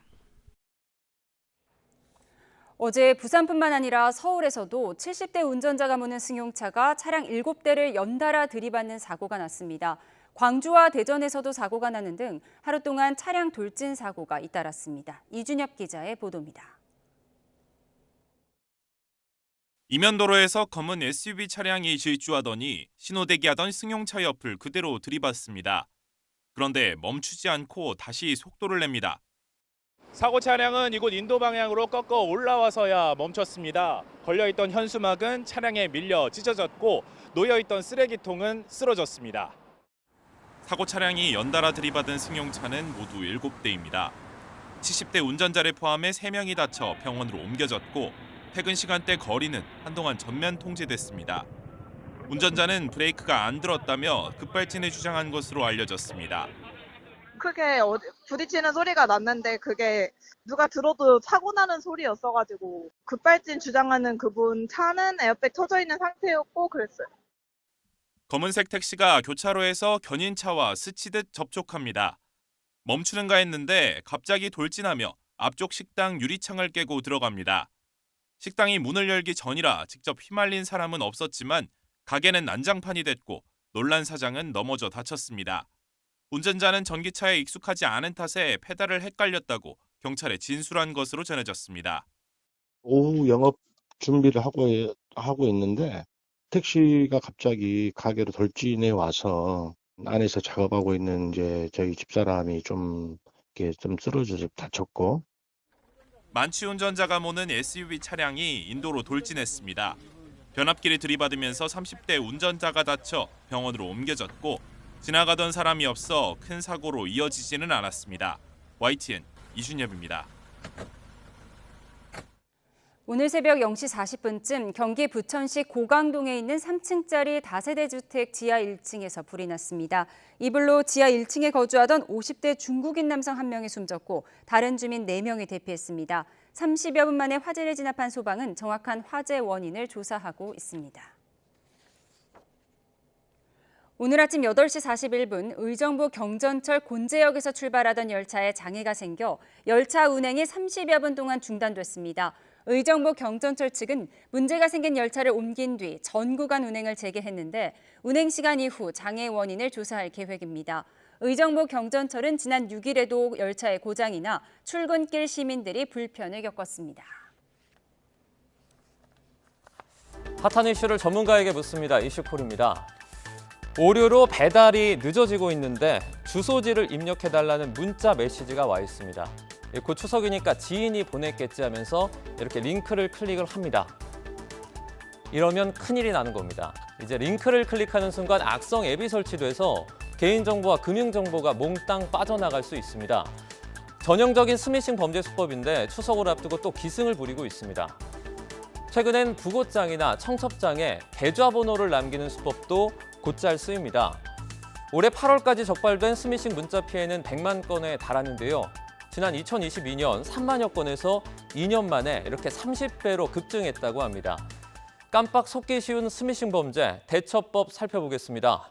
김승주 고려대학교 정보보호대학원 교수 연결돼 있습니다. 교수님 나와 계시죠? 네, 안녕하십니까? 네, 안녕하십니까? 마침 추석인데 택배가 온다고 하면 더 쉽게 이런 링크를 누르게 될 것 같습니다. 스미싱 범죄 수법이 갈수록 교묘해지고 있는데요. 최근에는 어떤 특징을 좀 보이고 있습니까? 사실은 스미싱, 그러니까 문자 메시지 또는 카카오톡 메시지를 이용해서 개인정보를 탈취하는 이런 류의 행위는 기술적으로 어떻게 크게 바뀌는 건 없습니다. 다만 그 문자 메시지에 들어가는 그 내용이 추석 명절이라든가 아니면 연휴라든가 아니면 크리스마스 이럴 때마다 그 문구들이 달라집니다. 특히나 요새는 범죄 조직들이 생성형 AI 기술을 이용해서 굉장히 그럴싸한 문구들을 많이 만들어내거든요. 그래서 이런 어떤 문장에 현혹돼서 속아서 어떤 해킹 프로그램을 설치하시게 되는 그런 고객들이 늘고 있다, 이렇게 보셔야 될 것 같습니다. 네. 그러면 만약에 이런 링크를 무심코 눌러버렸다면 추가 피해를 막기 위해서 어떻게 해야 될까요? 사실은 링크를 눌렀다라고 그래서 해킹 프로그램이 스마트폰에 설치되지는 않습니다. 네. 보통 링크를 누르면 어떤 프로그램을 설치하시는데 동의하시겠습니까? 아마 이런 창이 뜰 겁니다. 네. 거기서 그걸 무시하시고 설치를 안 하셨다라면 괜찮은데, 만약에 설치가 됐다라면 그 스마트폰의 모든 제어권이 해커들한테 넘어갔다. 그래서 내 스마트폰에 있는 모든 개인정보 또는 더 나아가서는 어떤 인터넷 뱅킹까지도 해커들이 마음대로 조작할 수 있다, 이렇게 보시면 될 것 같습니다. 네. 기기에 이제 익숙하지 않은 고령자 같은 경우는 더 위험할 것 같은데요. 대처도 하기 좀 어려울 것 같고요. 네. 아예 이런 일이 발생하지 않도록 하는 예방법 같은 건 없을까요? 의심스러운 문자는 누르지 마십시오, 클릭하지 마십시오, 이렇게 안내들 많이 하는데 네. 사실은 거의 효과가 없습니다. 왜냐하면 아까도 말씀드렸듯이 그 문자 메시지의 내용이 굉장히 그럴듯하거든요. 그래서 대부분은 그걸 눌러버리신단 말이죠. 그런데 우리가 보통 평상시에 스마트폰 또는 스마트폰에 있는 앱들을 최신 버전으로 업데이트만 꾸준히 하고 계시면 서로 그 문자 메시지의 링크를 눌렀다 하더라도 해킹에 견딜 수 있는 가능성이 굉장히 올라갑니다. 네. 그래서 저는 보통 얘기할 때 평상시에 스마트폰을 최신 버전으로 업데이트하는 습관을 들이십시오, 이렇게 권고를 하고는 있습니다. 네. 애초에 이런 문자가 좀 오지 않도록 개인정보 유출을 막거나 또 유출이 됐다면 좀 삭제한다든지 하는 그런 방법은 없습니까? 사실은 개인정보가 일단 유출됐을 때 개인이 할 수 있는 건 거의 없습니다. 네. 정부나 해당 회사에서 하는 거죠. 그래서 일단 개인의 입장에서는 SNS, 페이스북이라든가 기타 등등 여러 가지 SNS 플랫폼들이 있는데 거기에 너무 과도한 개인에 대한 자랑, 개인정보를 올리는 거 이런 것들은 좀 자제해 주실 필요가 있습니다. 네. 일단 기본적으로 그런 데서부터 내 개인정보 유출이 시작되는 거거든요. 네, 이제 행복한 추석이 되려면 스미싱 사기, 의심하고 또 의심하는 그런 습관을 유지하도록 해야겠습니다. 여기까지 듣겠습니다. 김승주 고려대 정보보호대학원 교수와 함께했습니다. 교수님 고맙습니다. 네, 감사합니다. 추석 연휴를 하루 앞두고 벌써 고향에 도착해서 명절을 준비하는 분들 계실 텐데요. 섬에 있는 고향을 찾기 위해서 여객선 터미널에도 귀성객들이 모여들기 시작했습니다.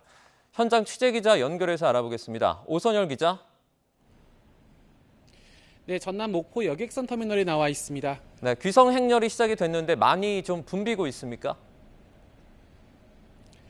네, 그렇습니다. 이곳 여객선 터미널 대합실은 모처럼 활기를 띠고 있습니다. 섬으로 향하는 배편은 새벽부터 열렸는데요. 시간이 지날수록 귀성객들의 발길이 조금씩 늘고 있습니다. 다행히 날씨가 맑고 파도가 잔잔해서 여객 운항은 정상적으로 이루어지고 있습니다. 장시간 차량에 몸을 싣고 터미널에 도착한 귀성객들의 손에는 선물 꾸러미가 가득한데요. 다시 배를 타야 해서 피곤할 법도 하지만 오랜만에 고향에 간다는 설렘에 표정은 밝기만 합니다. 먼 길을 찾은 자녀들을 위해 마중 나온 부모님들도 있었는데요. 전남은 전국에서 섬 지역 귀성객들이 가장 많은 곳인데요. 전라남도는 이번 연휴 동안 여객선 이용객은 19만 명, 차량은 5만 2천 대 수준으로 지난해와 비슷할 것으로 예상했습니다. 인파가 몰릴 것에 대비해 여객선 3척이 추가 투입되면서 모두 76척이 섬을 오가는데요. 하루 운항 횟수도 50회 늘리면서 연휴 동안 모두 3,000회 정도 운영합니다. 중국으로 향하는 태풍의 간접 영향으로 연휴 기간 중 비 소식이 있고 제주와 남해엔 풍랑도 예상되는 만큼 기상 상황을 미리 살피셔야겠습니다. 섬 귀경은 내일부터 절정을 이룰 것으로 보이는데요. 여객선 탈 때는 신분증이 꼭 필요하니 이 점도 유의하시기 바랍니다. 지금까지 전남 목포 여객선 터미널에서 YTN 노선열입니다. 추석 연휴 전날 하행선 열차가 대부분 예매된 가운데 특히 경부선 예매율이 높은 것으로 나타났습니다. 코레일은 오늘 아침 8시 기준으로 상행선 열차 예매율은 72.9%, 하행선 열차 예매율은 92.7%라고 밝혔습니다. 하행선 노선별로는 경부선이 96.6%로 가장 높은 예매율을 보였고 전라선 94.9%, 호남선 92.9%, 강릉선 91.2%로 뒤를 이었습니다. 코레일은 이른 귀성길에 오른 시민들을 위해서 평소보다 열차 좌석을 늘려 오늘 하루 34만 4천여 석을 공급합니다. 전체 연휴 동안에는 평소 좌석의 107% 수준인 208만 4천여 석을 제공할 예정입니다. 추석 연휴 동안 전국의 국립공원 주차장이 무료로 개방됩니다. 국립공원공단은 추석 연휴 기간 국립공원을 이용하는 국민에게 편의를 제공하고 공원 이용 활성화를 통한 내수 진작에 도움을 주기 위해서 국립공원 직영주차장을 무료로 개방한다고 밝혔습니다. 무료로 이용할 수 있는 국립공원 주차장은 지리산과 북한산 등 11개 국립공원의 직영주차장 31곳으로 기간은 내일부터 오는 18일까지입니다. 최근 명절을 맞이하는 우리 사회의 모습도 점점 변하는 분위기입니다. 명절 음식이 스트레스로 다가오면서 온 가족이 모여 전을 부치고 송편을 만들기보다는 조리된 음식을 사서 먹는 경우가 늘어나고 있습니다. 오동건 기자가 취재했습니다. 뜨겁게 달궈진 철판 위로 자리 잡은 재료들. 노릇노릇 익어 소쿠리에 담깁니다. 차곡차곡 쌓인 다양한 맛의 전. 추석 준비에 들어간 손님들은 음식을 담기에 바쁩니다. 이번 추석에는 아이들이 다 외부로 나가 있어서 외지로 나가 있고 해서 이번에는 조금 식구가 적어져서요. 그냥 좀 살려고 합니다. 최근 명절 문화가 바뀌면서 음식을 집에서 준비하는 대신에 필요한 양만 구매하거나 사서 선물을 하는 경우도 늘고 있습니다. 사실 이렇게 요리된 거 선물하면 너무 기분 좋아하시고 또 많이 이런 선물은 안 받아보셔서 더 되게 극대화되는 것 같아요. 추석을 맞아 풍년을 기원한다는 의미의 송편과 복이 들어온다는 뜻이 담긴 복덕을 찾는 소비자들이 늘고 있습니다.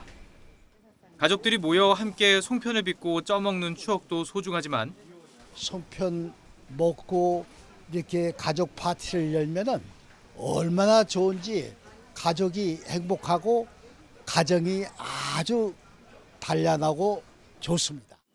연휴 동안의 편안한 휴식도 못지않게 중요합니다. 이런 추세를 반영하듯 마트에서 판매하는 추석 음식 간편 조리 세트 판매도 크게 늘고 있습니다. 실제로 대형마트 3곳의 추석 간편 조리 음식 판매량이 지난해보다 많게는 68% 증가하는 등 관련 시장도 커지고 있습니다.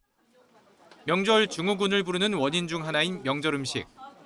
시대가 바뀌면서 한가위 음식 문화에도 조금씩 변화의 바람이 불고 있습니다. YTN 오동건입니다.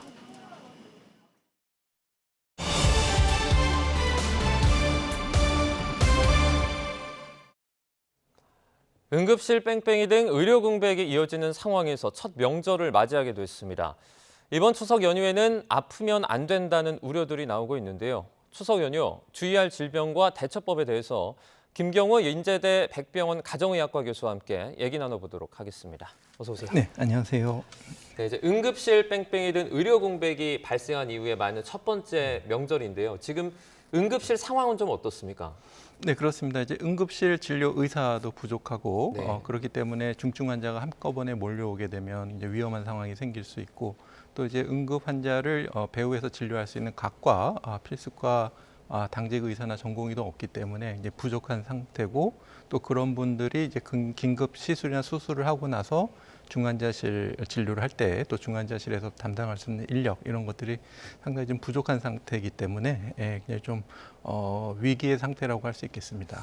이 추설 명절 같은 경우에는 응급실을 찾는 환자들이 많이 늘어난다고 하거든요. 어떤 종류의 환자들이 좀 많이 찾아옵니까? 네, 뭐 다양한 건강 문제로 응급실을 찾게 되시는데요. 네. 일단은 환자 수 자체는 이제 평일 기준에 비해서 한 2배 정도 늘어난다고 알려져 있는데 네. 그 중에서 이제 다빈도 질환 통계에 의하면은 네. 염좌라든지 두드러기 또 얕은 손상, 그러니까 가벼운 화상이나 열상, 찰과상 이런 손상들도 많이 오시고요. 네. 또 이제 복통 그 중에서도 이제 장염 같은 경우도 또 많이 방문하는 질환이 되겠습니다. 이제 교수님 말씀을 좀 듣고 보면 명절 기간에 아무래도 음식 관련된 어떤 질병, 증상 때문에 병원을 찾는 분들이 좀 많은 것 같은데요. 이런 부분 어떻게 주의하고 대처할 수 있을까요?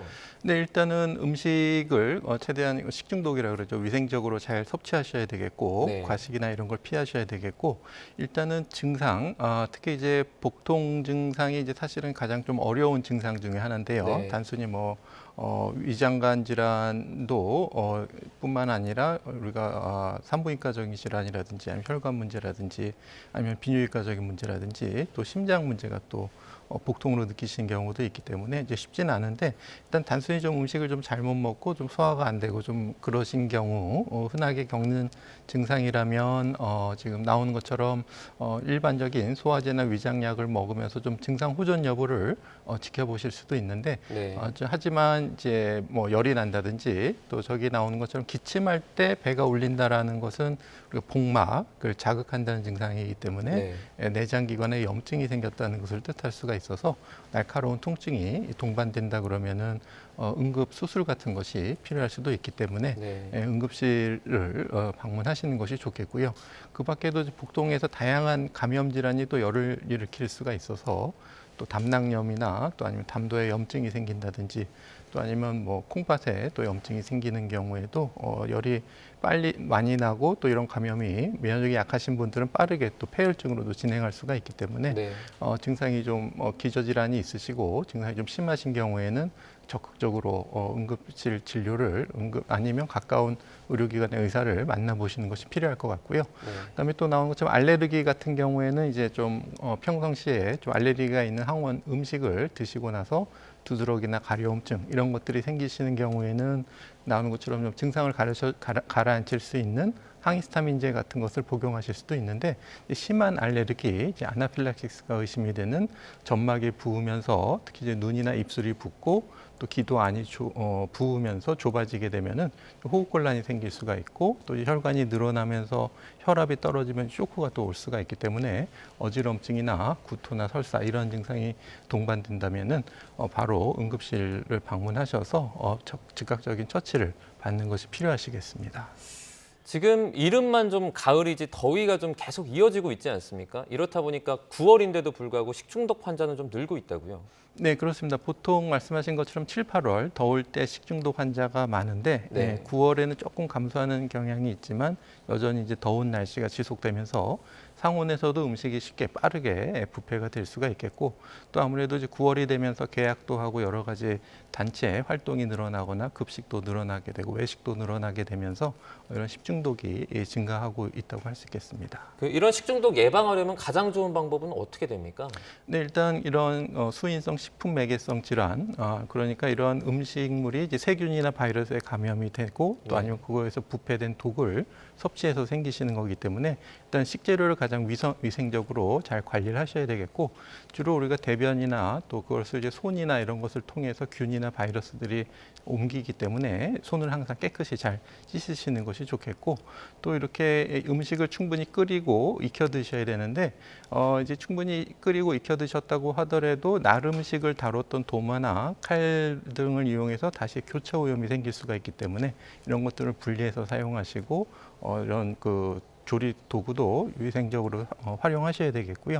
또 충분히 익혀 드셔야 되는데 이제 육류 같은 경우에는 중심 온도 75도 이상, 또 어패류도 이제 85도 이상 충분히 익히시는 것이 좋은데 특히 딱딱한 껍질이 있고 조개 같은 경우에는 내부까지 충분히 잘 안 익는 경우도 있기 때문에 충분히 잘 익혀 드시는 것이 좋겠고 잘 세척하고 소독하셔야 되고 또 이제 냉장고 같은 경우에도 이제 너무 더운 날 또 이제 문을 너무 자주 여닫는다든지 그 안에 좀 뜨거운 음식을 보관하게 되면은 그 냉장 온도가 충분히 유지가 안 될 수가 있기 때문에 보관 온도도 잘 지켜주시는 것이 좋겠습니다. 네, 이제 뭐 잘 익혀 먹는 것만 중요하다고 생각할 수 있는데 조리도구 관리도 정말 중요하군요.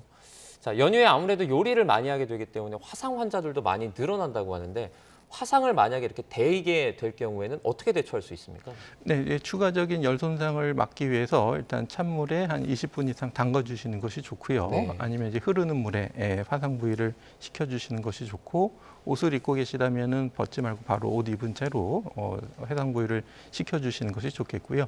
우리가 겉에만 화상을 입게 되면 이제 1도 화상, 또 이제 진피층까지 좀 심하게 화상을 입게 돼서 물집이 생기면 우리가 2도 화상이라고 하는데 네. 화상에서 이제 가장 좀 어려운 점은 2차적인 세균 감염이 생기는 문제가 되겠습니다. 우리 피부 보호막이 손상이 되기 때문에 그렇기 때문에 좀 심한 화상 같은 경우에는 우리가 멸균적인 상처 소독과 또 꾸준한 항생제 관리가 필요하실 수도 있겠고요.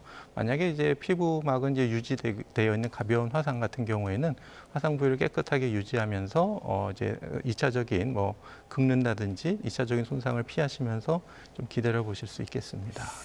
그리고 추석 명절에는 이제 아무래도 벌처도 좀 많이 가시지 않습니까? 그런데 진드기도 주의할 필요가 있다고요. 네, 그렇습니다. 진드기가 이제 매개에서 옮기는 감염병들이 있는데요. 네. 이제 대표적인 것이 이제 찌찌가무시가 되겠고 또 중증 열성 혈소판 감소 증후군, 우리가 영어로 SFTS라고 줄여서 말하는데요. 이제 찌찌가무시병은 이제 진드기가 찌찌가무시라고 하는 리케치아 세균에 감염된 진드기가 이제 사람을 물 때 네. 그 중에서도 털 진드기 유충 굉장히 작은 벌레가 되겠는데요. 그것에 물렸을 때 이제 그 감염이 되면서 나타날 수 있는 감염병이 되겠고 중증 열성 혈소판 감소 증후군은 조금 큰 우리가 참진드기가 직접 물면서 SFTS 바이러스를 사람에게 옮겨주면서 걸리게 되는 감염병이 되겠는데 찌찌가무시는 한 해 뭐 6천 명 이상 매년 발생할 정도로 이제 많은 분들이 감염이 되고 있고 또 우리가 병원에서 발견되지 않는 그런 감염도 상당히 또 있기 때문에 좀 주의가 필요하겠고 이제 중증 열성 혈소판 감소증 같은 경우에도 우리가 진드기에 물려서 걸리는데 주로 이런 풀숲에 직접 접촉했을 때 걸리게 되기 때문에 이러한 야외 활동이 증가하고 또 이제 가을철에는 이러한 진드기들이 이제 개체수가 활성화되면서 번식하는 시기이기 때문에 사시사철 다 발생할 수 있지만 특히 요즘과 같은 가을철에 더 감염률이 더 증가할 수가 있겠습니다. 이 진드기라는 게 아무래도 좀 작잖아요. 이 감염 매개체가 작다 보니까 우습게 볼 수가 있는데 치사율이 높다면서요? 네, 그렇습니다. 이제 중증 열성 혈소판 감소 증후군 같은 경우에는 지금 올해 벌써 한 200명 가까이 발생했는데 네. 치사율이 20%에 가까울 정도로 높네요. 높습니다. 네. 네, 그렇기 때문에 조기에 의심이 되면 조기에 발견하고 조기에 적극적인 대증적인 치료를 이제 받으셔야 되겠고요.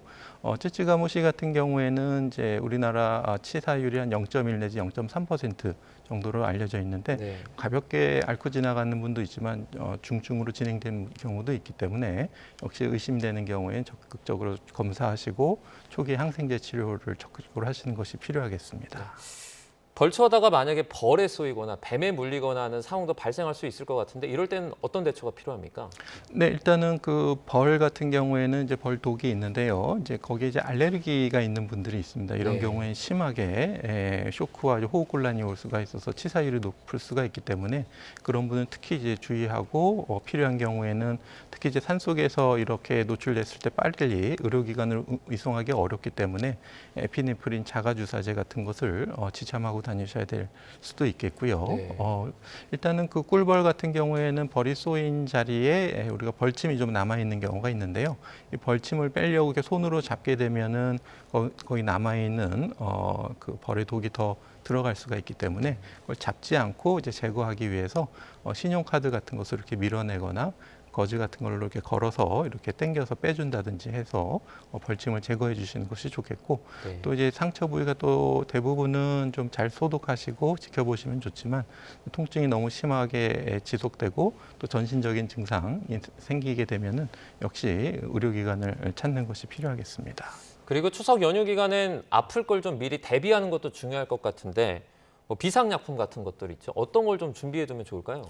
네, 의사의 처방 없이 이제 쉽게 구입할 수 있는 것이 이제 해열 진통제라든지 또 감기약, 또 아니면은 상처 소독을 위한 연고나 또 화상에 가벼운 화상에 바를 수 있는 연고, 또 멸균된 거즈 이런 것들을 좀 상비약으로 가지고 계시면 좋을 것 같고요. 네. 물론 이제 또 만성 질환이 기존에 있으셨던 분들은 약이 떨어지지 않게 충분한 양을 확보하시고 또 증상이 심할 때 복용할 수 있는 약을 의사의 처방을 받아서 가지고 계시는 것이 좋겠고 또 이동이 많다 보면 또 약을 또 두고 집에다 두고 안 가져오는 경우도 있기 때문에 네. 빠뜨리지 않게 잘 챙기시는 것이 좋을 것 같고요. 일단 무엇보다도 약으로 이렇게 하는 것도 중요한데 좀 증상이 있을 때 조금 좀 더 정확하게 알기 위해서는 가족용 체온계라든지 아니면 우리가 혈압계 또 아니면 이제 호흡기 증상이 있을 때 해볼 수 있는 뭐 코로나 자가검사 키트 또 우리가 코로나 때 이제 가정에서 한 번씩 사용하신 적이 있을 텐데 손가락에 네. 이렇게 측정할 수 있는 산소 포화도 측정기 같은 것이 있어서 특히 이제 어르신들 같은 경우에 단순 감기 같지만 또 폐렴으로 진행되는 경우도 있기 때문에 또 어르신들은 열이 많이 안 나고 또 이제 심한 기침 증상이 없기 때문에 산소 포화도 측정기를 측정하셔서 산소 포화도 좀 떨어진다 그러면 역시 신속하게 병원으로 방문하셔야 되겠습니다. 네, 듣고 보니까 준비할 게 예상보다 좀 많긴 한 것 같습니다. 네. 이렇게 준비를 했는데도 불구하고 만약에 그 정도로 좀 치료 또는 대응이 불가능해서 응급실을 가야만 하는 상황이 생길 수도 있거든요. 이럴 때는 바로 어떻게 하는 게 좋습니까? 네, 일단 그 연휴 기간에 평상시 그 문을 여는 응급 의료기관과 또 병의원 목록을 확인해 두시는 것이 필요할 것 같은데요. 네. 이제 어느 기관이 여는지는 나오는 것처럼 119나 129 또 아니면 120에 연락해서 확인하신다든지 아니면 응급 의료 정보 제공 그 어플리케이션을 설치하시거나 인터넷 누리집을 또 참고해서 근처에 의료기관을 좀 미리 확인해 주시는 것이 필요할 것 같고요. 무엇보다도 이게 빨리 가야 될지 경증인지 중증인지 혼자 판단하시기 어렵기 때문에 네. 또 이제 응급실에 가면 이제 중증 환자들 때문에 진료 순위가 또 많이 길어지고 대기가 길어질 수가 있기 때문에 이런 경우에는 이제 일단 필요한 경우 119에 응급 구조 상담을 좀 해보실 수도 있겠고 네. 아니면 평상시 자주 가시는 좀 잘 가는 의원, 가까운 의원에 가셔서 이 증상이 어떤지 또 지금 빨리 가야 될지 아니면 연휴가 끝나고 가도 될지를 먼저 의사에게 1차 진료 의사에게 먼저 확인을 하시는 것이 조금 더 안전할 것 같습니다. 가벼운 증상이라고 해서 또 좀 무시하다가 또 큰 병이 될 수도 있기 때문에 네. 판단하기 좀 어려운 상황이 많은데 이제 혼잡한 응급실보다는 가까운 병의원 자주 가시고 편하게 가실 수 있는 의원에서 먼저 상담해 보시는 것도 좋은 방법이 될 것 같습니다. 네. 추석 연휴에 음식 많이들 하지 않습니까? 그렇다 보니까 이제 주부들이 명절 증후군을 겪기도 한다고 하는데 증상이 어떻게 됩니까? 네, 사실 이제 명절 증후군은 이제 의학적인 용어는 아닌데 네. 공통적으로 명절이 지나고 나서 생길 수 있는 여러 가지 증상들을 명절 증후군이라고 편의상 부르고 있고 네. 나타나실 수 있는 증상은 일단 뭐 손목 통증, 또 어깨목, 허리 같은 근골격계 통증들이 잘 나타날 수가 있겠고 또 이제 과로하시게 되면 피로감이라든지 또 아니면 이제 준비하는 것에 스트레스 같은 것들 때문에 또 2차적인 또 우울증이나 불안증 같은 것들이 좀 악화되시는 분들도 계실 수가 있겠고요. 네. 다양한 증상들로 나타날 수가 있겠습니다.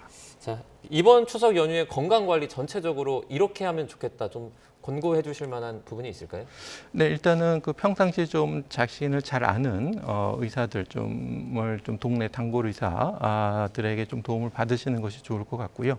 또 이제 만성 질환이 있고 또 복합 질환들이 있고 이제 질병이 많으신 분들은 자기 과거력을 좀 표현하기 어려우실 수가 있는데 네. 평상시에 드시는 약물의 이름이나 용량 같은 것 또 아니면 과거에 언제 어떤 치료를 받았는지 이런 것들을 좀 기록해 두시면은 뭐 급할 때 의사와 의사소통하기 편하실 수가 있겠고요. 물론 네. 이제 다니시던 병원에 가면 기록이 있지만은 이제 그렇지 않은 경우에 대비해서 그런 것들을 좀 정리해 두시는 것도 좋을 것 같고요.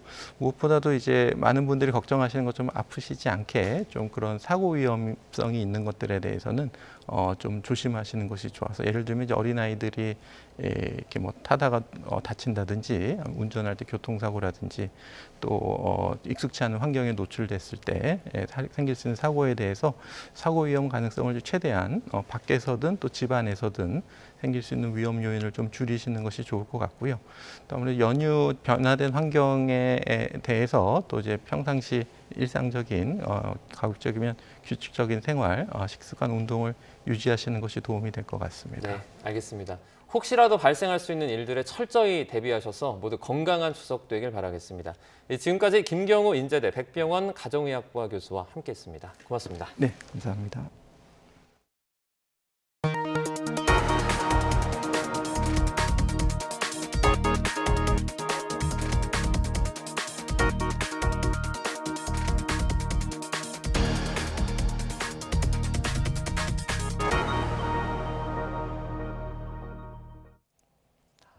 대형 블록버스터가 잇따라 개봉했던 예년 극장가와는 달리 이번 여름 선전한 작품들 공통 키워드는 웃음이었습니다. 이런 가운데 오늘 개봉한 베테랑2는 예매율부터 압도적이었는데 전작에 이어서 흥행 신화를 쓸지도 관심이 쏠립니다. 김승환 기자입니다. 올여름 개봉한 한국 영화 가운데 손익분기점을 넘은 건 파일럿, 탈주, 핸섬 가이즈 세 작품입니다.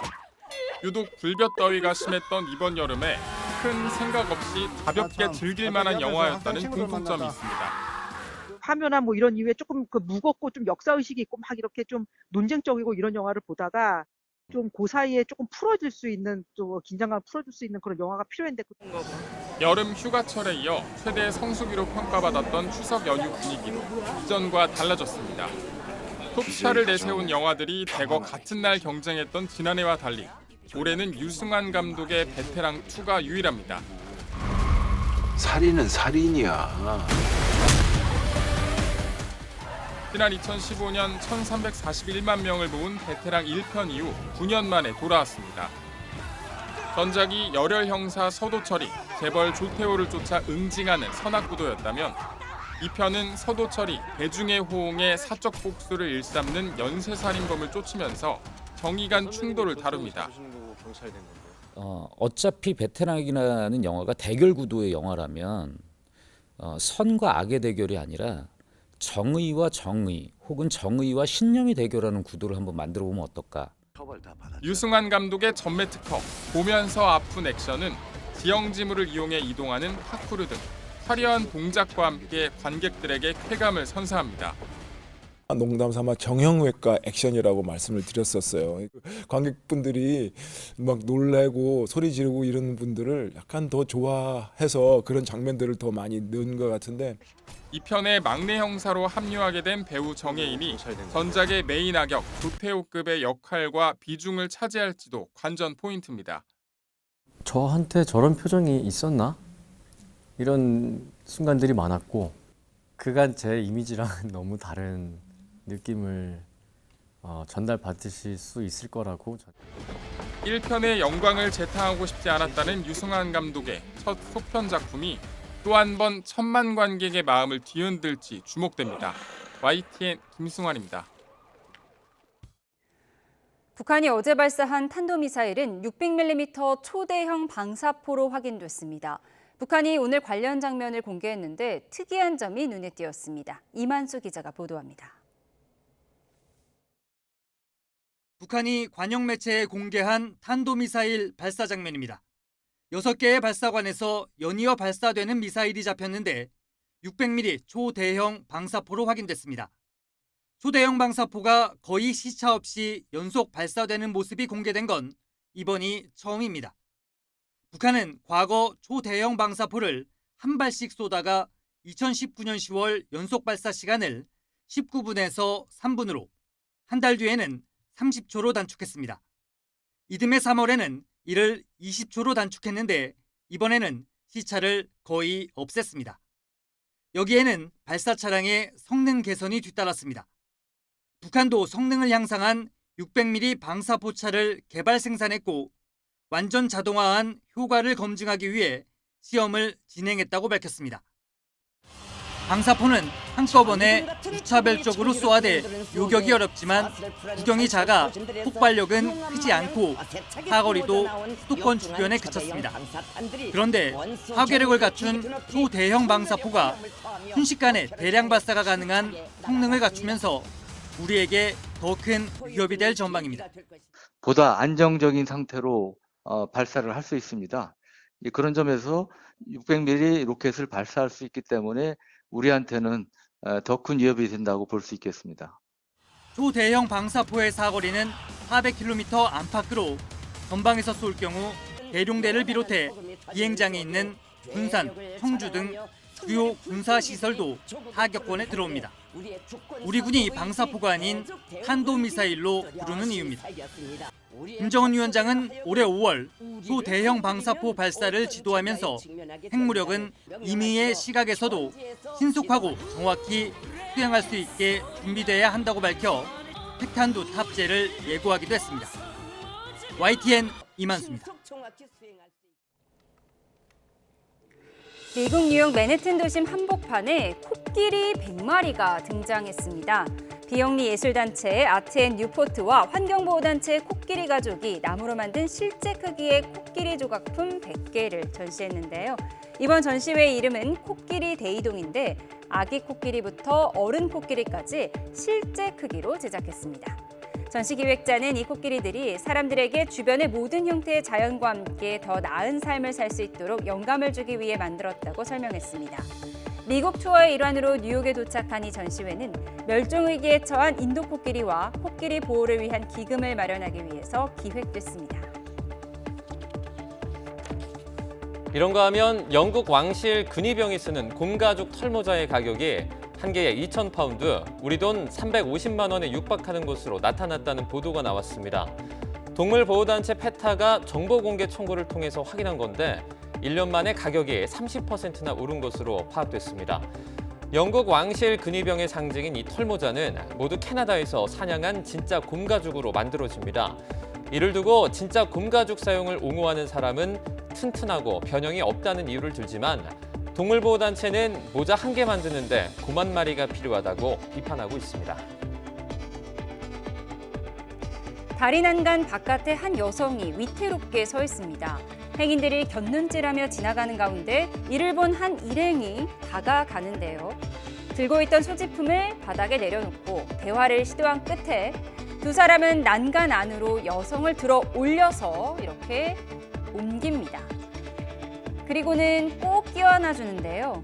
미국 테네시주 내슈빌의 한 보행교 CCTV에 포착된 장면입니다. 알고 보니 투신 시도를 하던 여성을 구해낸 이 남성, 전설적인 록스타 본조비입니다. 당시 본조비는 다리에서 뮤직비디오를 촬영하고 있었던 것으로 알려졌는데요.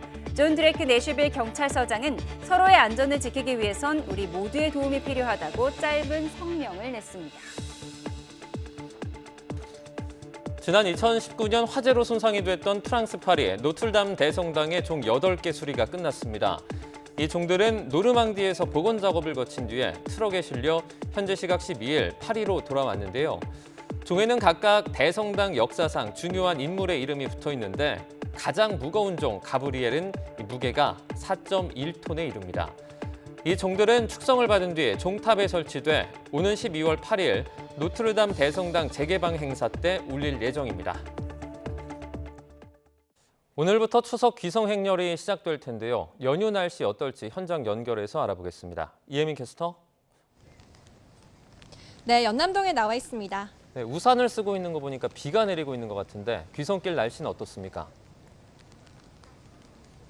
네, 오늘과 내일 고향으로 가시는 분들 많으실 텐데요. 곳곳으로 비가 내리기 때문에 교통안전에 주의가 필요합니다. 우선 내일까지 중북부 지역에는 산발적으로 비가 내리겠고요. 오늘은 충청 이남으로 내일은 경북 지역에 소나기가 지날 것으로 예상됩니다.